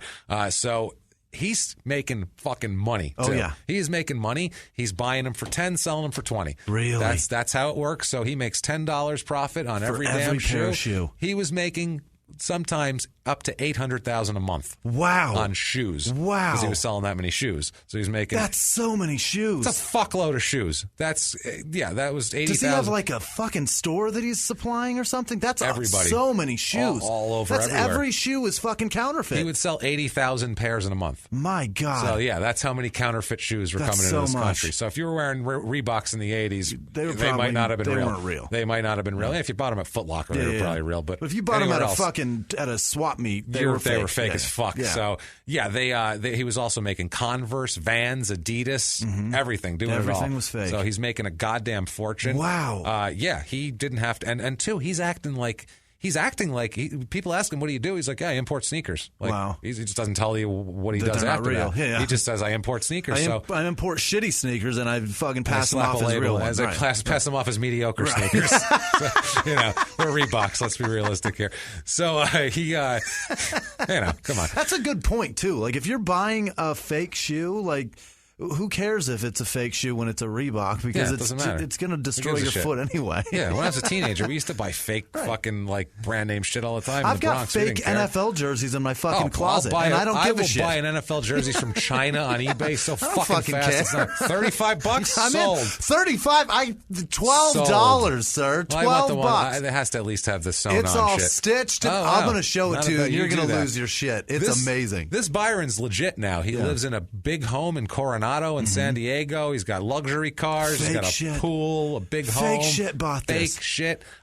He would go down to Mexico every day, oversee the operation, come back at home, the whole deal. And also, he's the one getting the shit in and out of the country. He's bribing customs officials. He's got guys on his fucking law. He's doing it himself? Mexican law enforcement he's got on the take. He's doing that. He's just greasing the wheels everywhere. He's doing all this shit. But he's doing it himself. That's not smart at all. Well, no, he's doing it himself, and then he's converting the money into traveler's checks. Oh, okay. So he doesn't have the cash, That's so he can smart. actually. This is his way of laundering money, as he's doing that. He would take them back to Coronado, deposit them in a bank, and then do it that way. Yeah. And then it got so much there that he couldn't really do it at the bank anymore. He went to Luxembourg instead. Jesus. Went to Luxembourg. He had a retirement fund that reached $2.4 million. On fake shoes. On fake shoes. God damn it.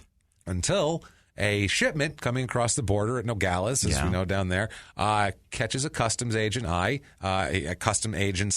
Customs agent's eye. Right. That's really hard to That's say. a tough double one. plurals, so double S's, and they end up finding 40 cartons of counterfeit sneakers that were tied to McLaughlin in the paperwork with his traveler's checks. How many cartons are? How many pairs of shoes are in a carton? I don't know if they mean actual pairs or pallets, or I don't know how that works, but it's cartons of counterfeit sneakers, enough to get him in trouble. Yeah. And I'm just thinking 40 fucking pairs of shoes brought down this empire. That's pretty shitty. That's pretty shitty. That would suck. Well, it's not just that. Anyway, they tie it all to that. They tie it to his company in Chula Vista, to his Korean distributors. Everything is all tied into this, from the shipping labels and everything else. It is fucking terrible. So the Harley guy, Lewin, he's trying to get down in Mexico. He's setting up shit with the Mexican authorities, trying to get, raid the warehouse and the operation and do all this shit. They end up raiding a warehouse. They captured 30,000 pairs of sneakers. Wow. And also one of the other co-conspirators in this whole thing. They try to get this guy, a guy named Betek, and this guy speeds away to the airport, and it's fucking nuts, man. They chase a guy down. It's like a crazy operation for counterfeit shoes. Jesus. It's nuts, man. But you think about that? Like, that money probably doesn't. It sounds like a lot of money to you and I. To Reebok, that's fucking nothing. That's crazy. When this first started, it wasn't a big company, so they were like, shit, $1 million a year is fucking them. is costing us. Yeah, that's fucking a brand new company for sure. Yeah. But today's company, $2.5 million doesn't even buy them a Super Bowl ad. You know what I mean? That's nothing. So November of 1989, what they end up doing here is they close in on Byron and Glenn. Glenn is Byron's brother, and Glenn is also doing this shit with him. Byron is arrested in his home on November 28th, and his brother is arrested in Miami, which they do a little sting on his brother. Yeah. They just walk up to Byron's home and knock on the door and take him in. Yeah. His brother, they lure him in. His brother was down in Chile setting up the operations in South America. Okay. They lure him to Miami by customs agents. They get him there. They pose as big-time shoe buyers that are going to buy a whole fuckload. Awesome. So big that they need him there. Yeah. And what they end up doing is arresting him instead. Yeah. It's whatever. They made tons. They served other warrants all over in Mexico and Chile. They seized $4.5 million in the whole deal. Yeah, it's crazy. They're going to be charged with money laundering at the very least. They also allege transfer of funds for criminal purposes, and they're going to have more counterfeiting. This is almost RICO stuff at this point. Money laundering's the big one. Right. That's your big boy. That's your problem. That's going to be an issue. Yeah. Overall, they indict 18 people out of this. Jesus. Koreans included, everybody. They're bringing them all in. By the way, they also counterfeited LA Gear, which is the worst shoe ever. Remember those terrible They were all LA Gears? light up. They were all, that was later. God, in the awful. 80s, they were like what women would wear for aerobics. Yeah. Like a leg warmer and an LA Gear. Tall ones with like the Velcro at the top, thin Velcro at the top. They had ones with a tongue that was like split. Yeah, I remember my mother had those. It was all fat. Yeah, my mother had those. Awful. I remember that so shit. awful. it's weird. This whole case, because they built a giant case with this, and it turns out that they couldn't find another example of a case that's quite. This is all these statutes for all the money laundering and everything. These are made for drug dealers, right? And they're using them for counterfeiters, and they're using all the drug dealing so now statutes. They've got to jump through all these law loopholes to try to stick this guy. Well, yeah, it's not that hard, actually. Really? Well, he's gone. We'll find out. Let's find out what he does here. The general counsel for Reebok called it a fabulous success, and everything is terrific. This is beautiful. We're going to get all of our money back. It's terrific. Vans spokesman said they lost as much as $3 to $5 million in just the last year. So he was doing Vans too. Vans, LA Gear, Adidas, Converse, everything except Nike. Yeah, I didn't see Nike on the list at all. Well, Nike's one of the most popular to fucking duplicate now. Those and Jordan, anything Jordan, they duplicate like crazy. Fuck yeah, they do anything Jordan, a shirt, anything. Yeah. So what they're doing here, they're trying to extradite people from Korea, everything. They're not fucking around. Right. They have this huge operation. Apparently in Mexico, the Mexican government had come around to trying to help these companies because they used to just say, screw you, we don't care. Sorry. Now they're, sorry, what do you want from us? Now they're actually letting like our agents go in and try to arrest these guys and shit like that. So he's released on bail. Byron is. He's got to be feeling like shit here. Oh my God. Everything was great. All of his assets are seized. Oh no! They froze his bank accounts. He's got nothing. He's got no money.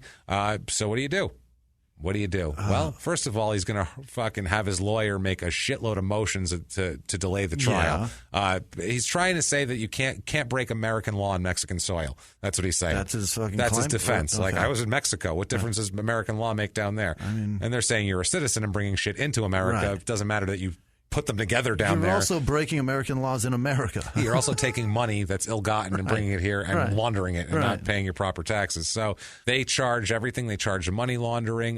Lewin is charging a civil case for millions of dollars on behalf of the companies, and then the DA is charging criminal shit and also wanting restitution. So they're trying to screw him good. Take everything and give it all to Reebok. Yes. So what he does here, he's broke. He decides he's going to plead guilty. Okay. He says he's pleading guilty to money laundering. That's the deal.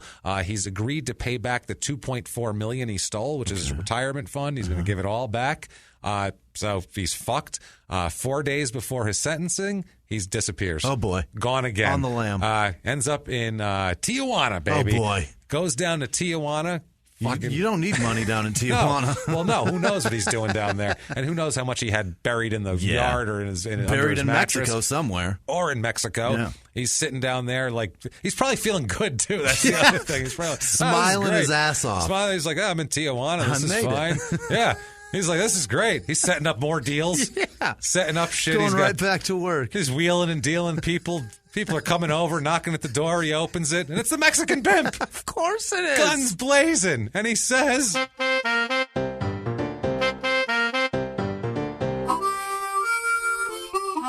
how is it you've come to arrive here? Why are you here? You come here. When I buy shoes. See, you have to understand. I do a lot of walking. I go from girl to get my money. And plus, I have to keep knocking on hotel room doors and asking people, why? Why do you do what you do? So I need the comfortable shoes. And I chose the Reebok Classic as my comfortable shoe. And I realize it's fake. British flag fall offside. Why you do this? Why? Why you no make in ostrich skin? I like a louder look, possibly a leopard or a cheetah print. If you could make that, I would be very appreciative. Thank you. I mean, how is it you've come? You know what I mean. Okay, go ahead. Poof. And a poof of smoke and tequila. Mexican pimp is gone. Poof of gun smoke. He's out of there. So he ends up down there, but he takes a little extra going. He's like, I'm going to stay in there. I'm not going to stay here. Yeah. What I am going to do is I'm going to fly to France, and I'm going to marry the woman I've been seeing, who's a French national. Okay. And and also they have a child. Yeah. I'm going to go over there. I'm going to stay in Cannes, and also where the film festival is, south of France, and relax. And that's where he does. And they also don't extradite, correct? They do not. Not if you're a French citizen, or if you're married to a French national. But on the way there, he ends up in northern Africa at one point. He's arrested and captured by local officials for this, for the outside deal. He's arrested there. He bribes his way out of jail with a Rolex. Wow. He bribes his way to freedom. My God. We don't know how true it is, but he says it's true, and everybody said it was true. He told everyone it was true, so it's good enough. Good for me. You know what? It's so goddamn cool. He's bribing people with Rolexes to get out of a North African prison. Pretty impressive. I'm going to fucking say it's true, just because I want it to be. Now, the U.S. just says, okay, if you're not here, we're proceeding with the case without you anyway. They proceed with the case. In absentia. They find him guilty, and they sentence him to 14 years in prison. Holy shit. 14 years in prison for money laundering. What do they do when they do? Do they like just handcuff a chair and stroll it to the fucking jail? Yeah, I think they do. They go over and slap his mom in the face and drag her out, I think is what they do. Try to draw him out. They got to do something that's symbolic, right? They don't know what to do. So he's over there. They don't know what to do with him. They're trying to extradite him from France, but he married a French citizen. He married a French national. If it's something that's nonviolent or whatever, I think that's what it was. Yeah. He's a French citizen. Yeah. They said he's can't do it. Yeah. That's our guy. That guy pays our taxes. Fuck you. Yeah, exactly. Like, you're not taking him. Right. So they have a huge federal lawsuit also. Reebok International sues him and his marketing agency, and he had it's ridiculous. He had a marketing agency and everything. AKA, I'm Byron McLaughlin, AKA Beck Marketing Agency, AKA Beck Buying Group, and it's Bank International Luxembourg SA. Unbelievable. That's his group that they're suing. They're suing for all this money. I could go on for hours about federal counterfeit law because, believe me, I've studied it a great deal this week. I have page and notes after notes about this, but you know what? I'm not going to get into that shit because we really don't need to know about it. He broke the law. Yeah. He's hiding in France. And he's still there? He's sentenced to, let's go into this here. He's over there. Lewin ends up meeting him in Paris. Sure. Because he can't take him from there anyway. Right. McLaughlin's wife contacted them and offering to help set the meeting up because she wanted the whole thing to be over. She ends up meeting Lewin, and she shows up all beat up. Okay. She looks like shit. She's been badly beaten, and she cries and admits that she told Byron about the meeting, and he beat the shit out of her for it. Oh wow! So now he's beating up women over there too. God damn. Still, she went and Byron ended up showing up. Like, yeah, I see you've met with my battered wife that I slapped around for you talking to, but now let's meet. McLaughlin asks him for a bargain. Yeah. Basically, he asks him, let's make a deal. Yeah. He asks for money. He says, maybe if there's a guy trying to sue him for countless millions of dollars, and he's literally saying, well, what if you gave me this and not offering shit in return? Wow. Like, that's how much of a scumbag he is.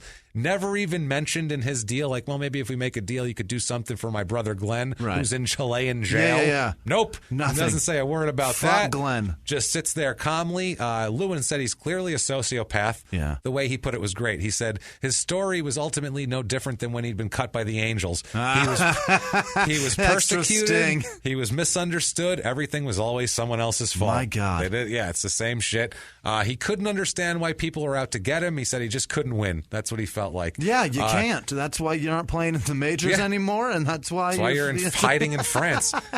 They never made a deal. His wife ended up leaving him, and that's when he left there, and now he's in the wind. We have no idea where he is. He's been he left Cannes, France there, and he is fucking just in the floating wind, around gone. Somewhere. We have no idea. The Reebok case. I'll bet that jersey that I own, he made it.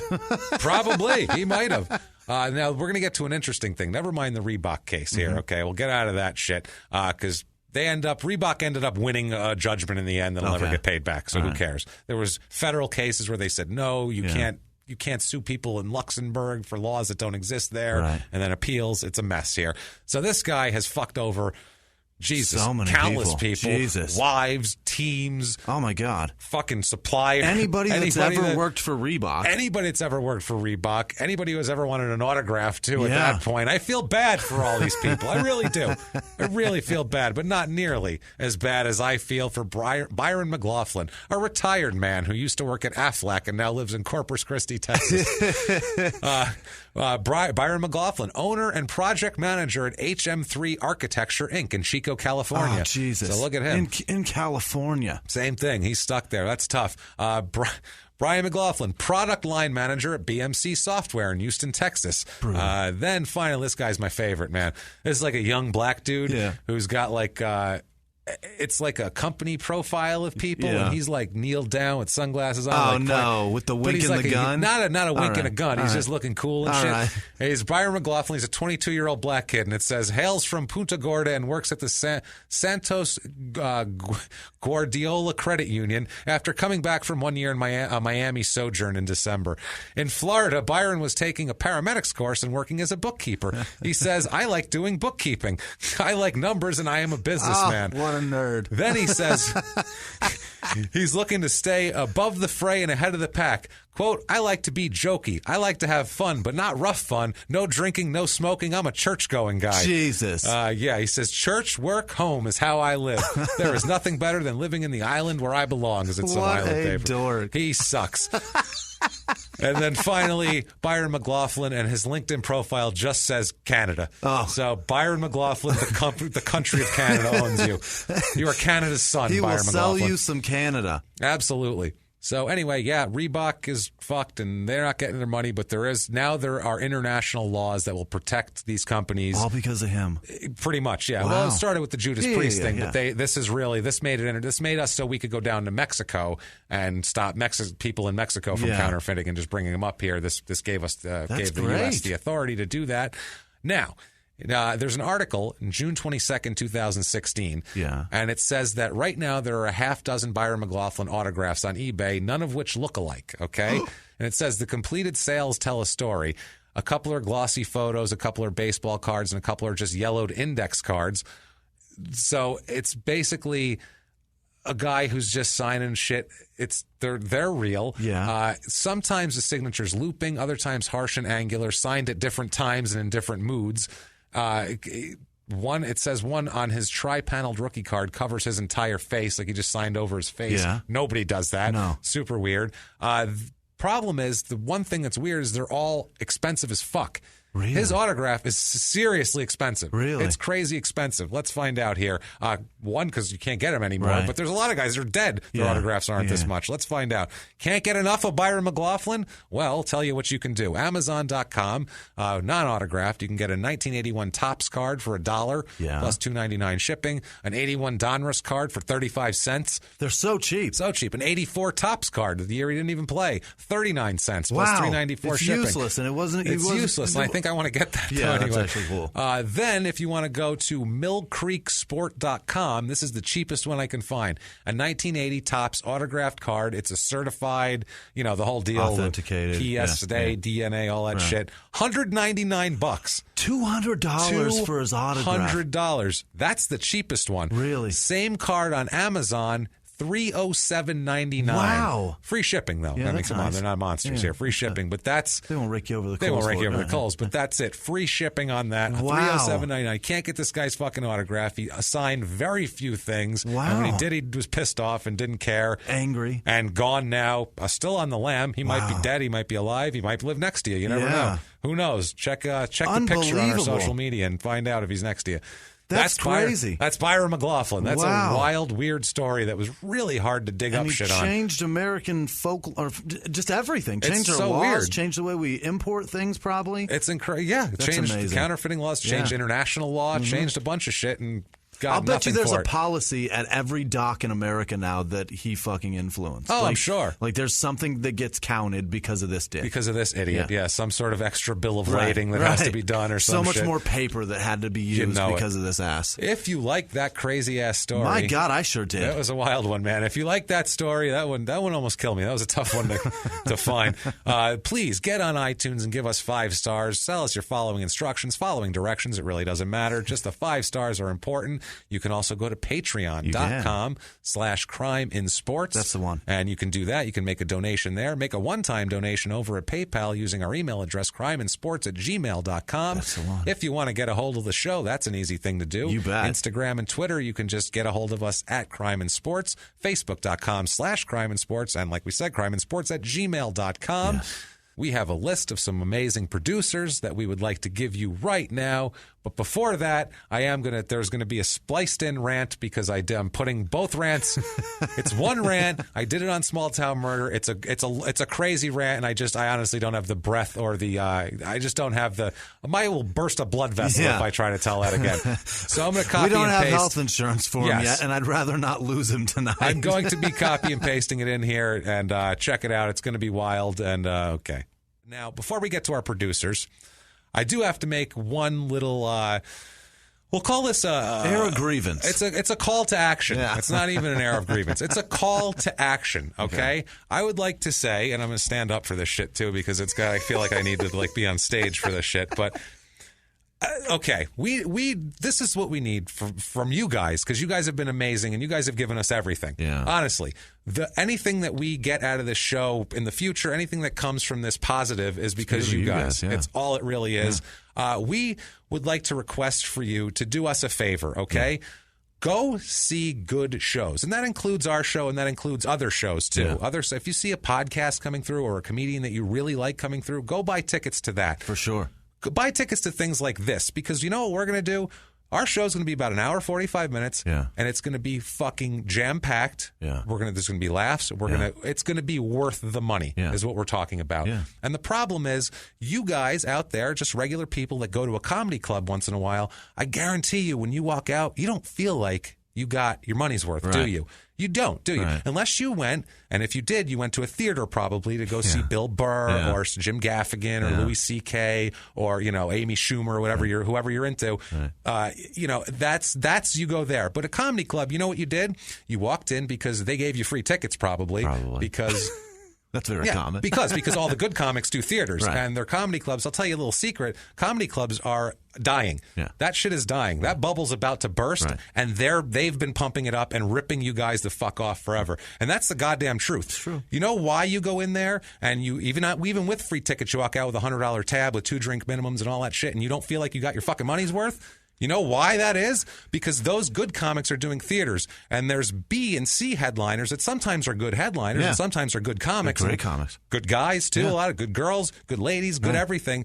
But they can't fill a fucking room. Right. They can't fill a room. And nobody knows who they are. Nobody knows who they are, and they can't fill a room. And you know what? A lot of them are weak, too. That's the other thing. And so basically, bookers, the comedy bookers, they're the people that they want to have a big circle jerk with everybody, okay? When they talk to C headliner, shitty headliner that they're booking and ripping you off on, by the way, when they're talking to their manager and booking that guy, they're booking that manager in hopes that they're booking that comic in hopes that that manager's other client, who's a big comic who goes to the theater normally, maybe will come in for 3 days this year. No doubt. So you're going to get 10, 15 weekends a year of a shit comic that doesn't deserve to headline a fucking place because a booker wants to have a circle jerk with a manager.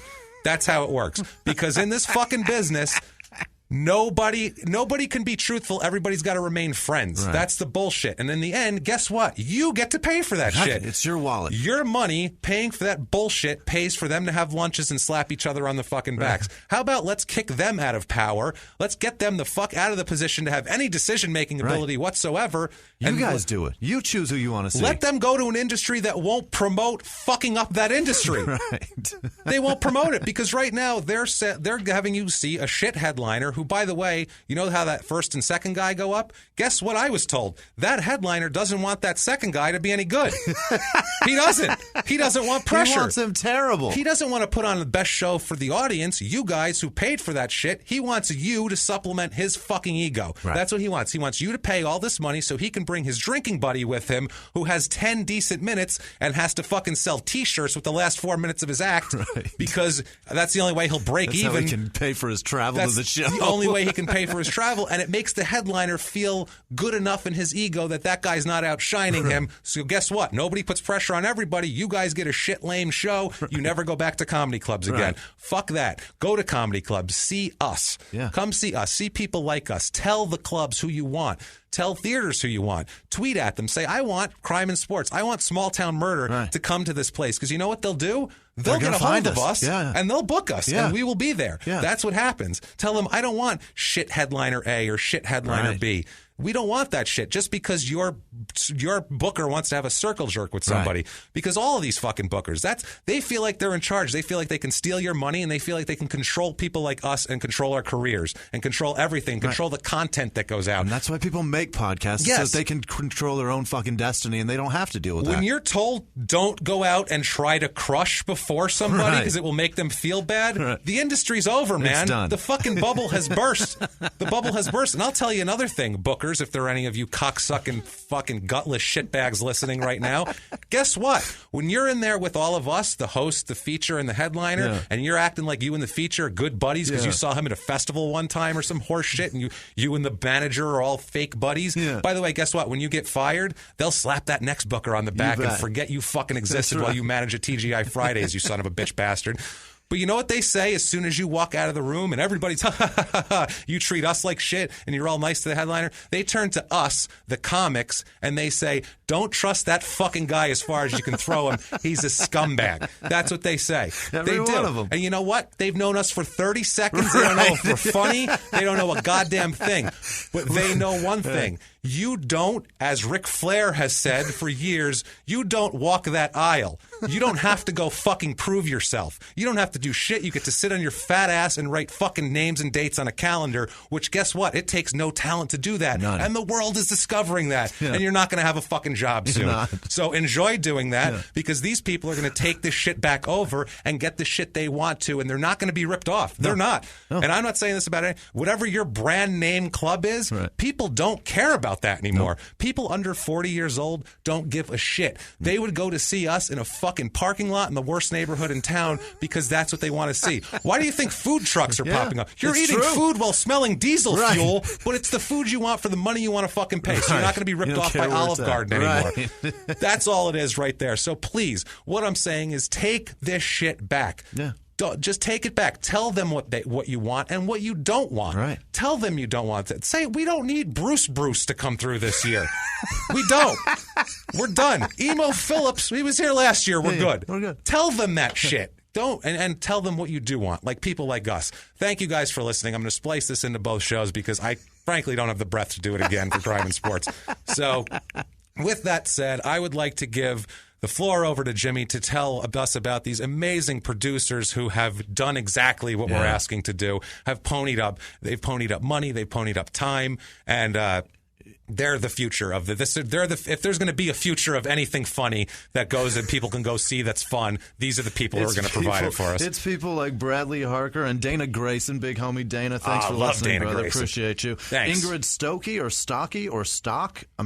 It's Stokke, and she's the one actually that sent the NOK money. The thank North you. Korea money. Yeah, that was awesome. Thank you, Ingrid. We loved being able to convert that. Unbelievable. Like, hey, cool.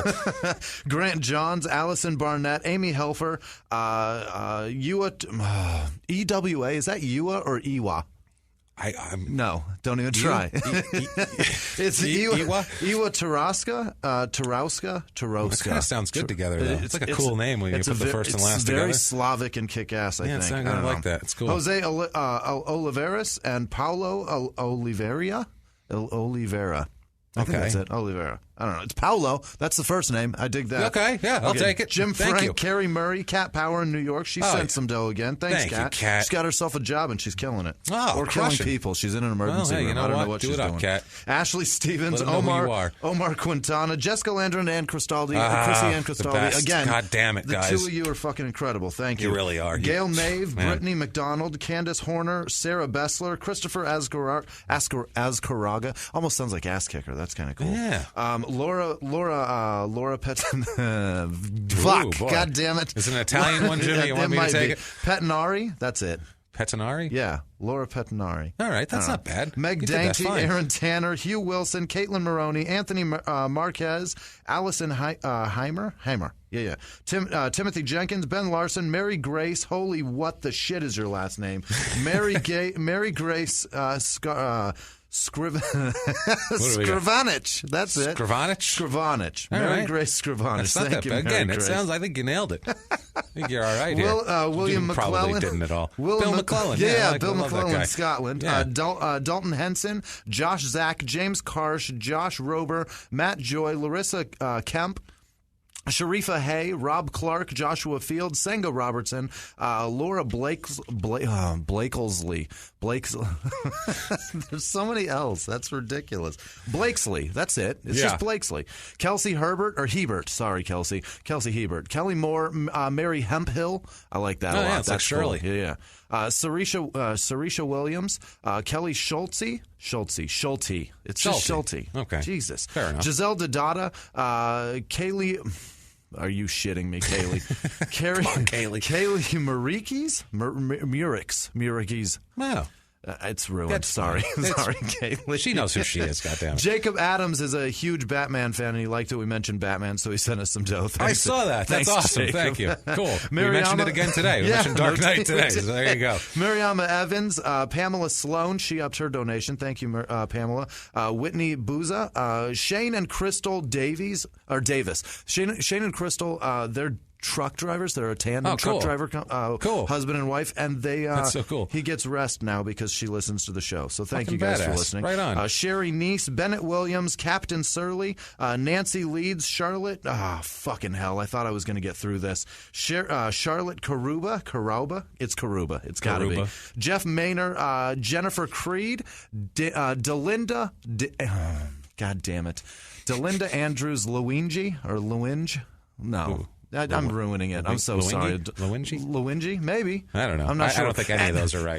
And Matt Jelinek. Thank you guys. Thank you guys so God much. Damn it. Thank you for giving a shit. Thank you for supporting this and continue to do so. Thank you guys. Really.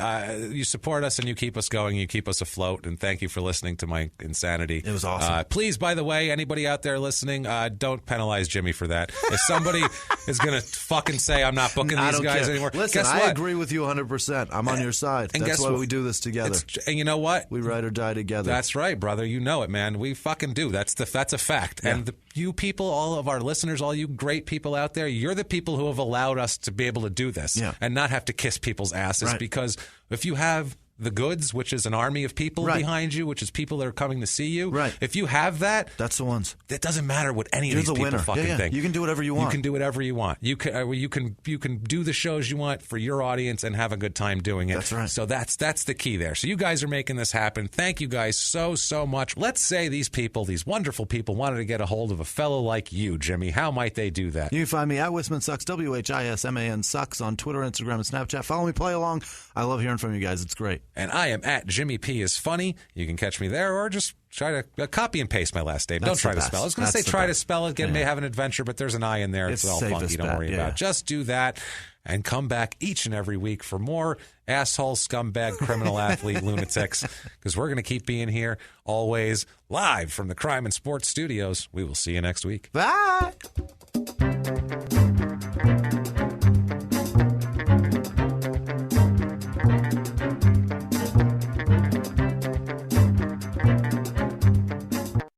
If you like crime and sports, you can listen early and ad-free now by joining Wondery Plus in the Wondery app or on Apple Podcasts. Prime members can listen early and ad-free on Amazon Music. Before you go, tell us about yourself by filling out a short survey at Wondery.com/survey. In the 1980s, a rosé swept the country. Hey, Mike, I really like this White Zinfandel. Well, good. Now put it down. I'm going to try another one. White Zin became America's top-selling wine. But most don't know that this sweet drink has a sour history.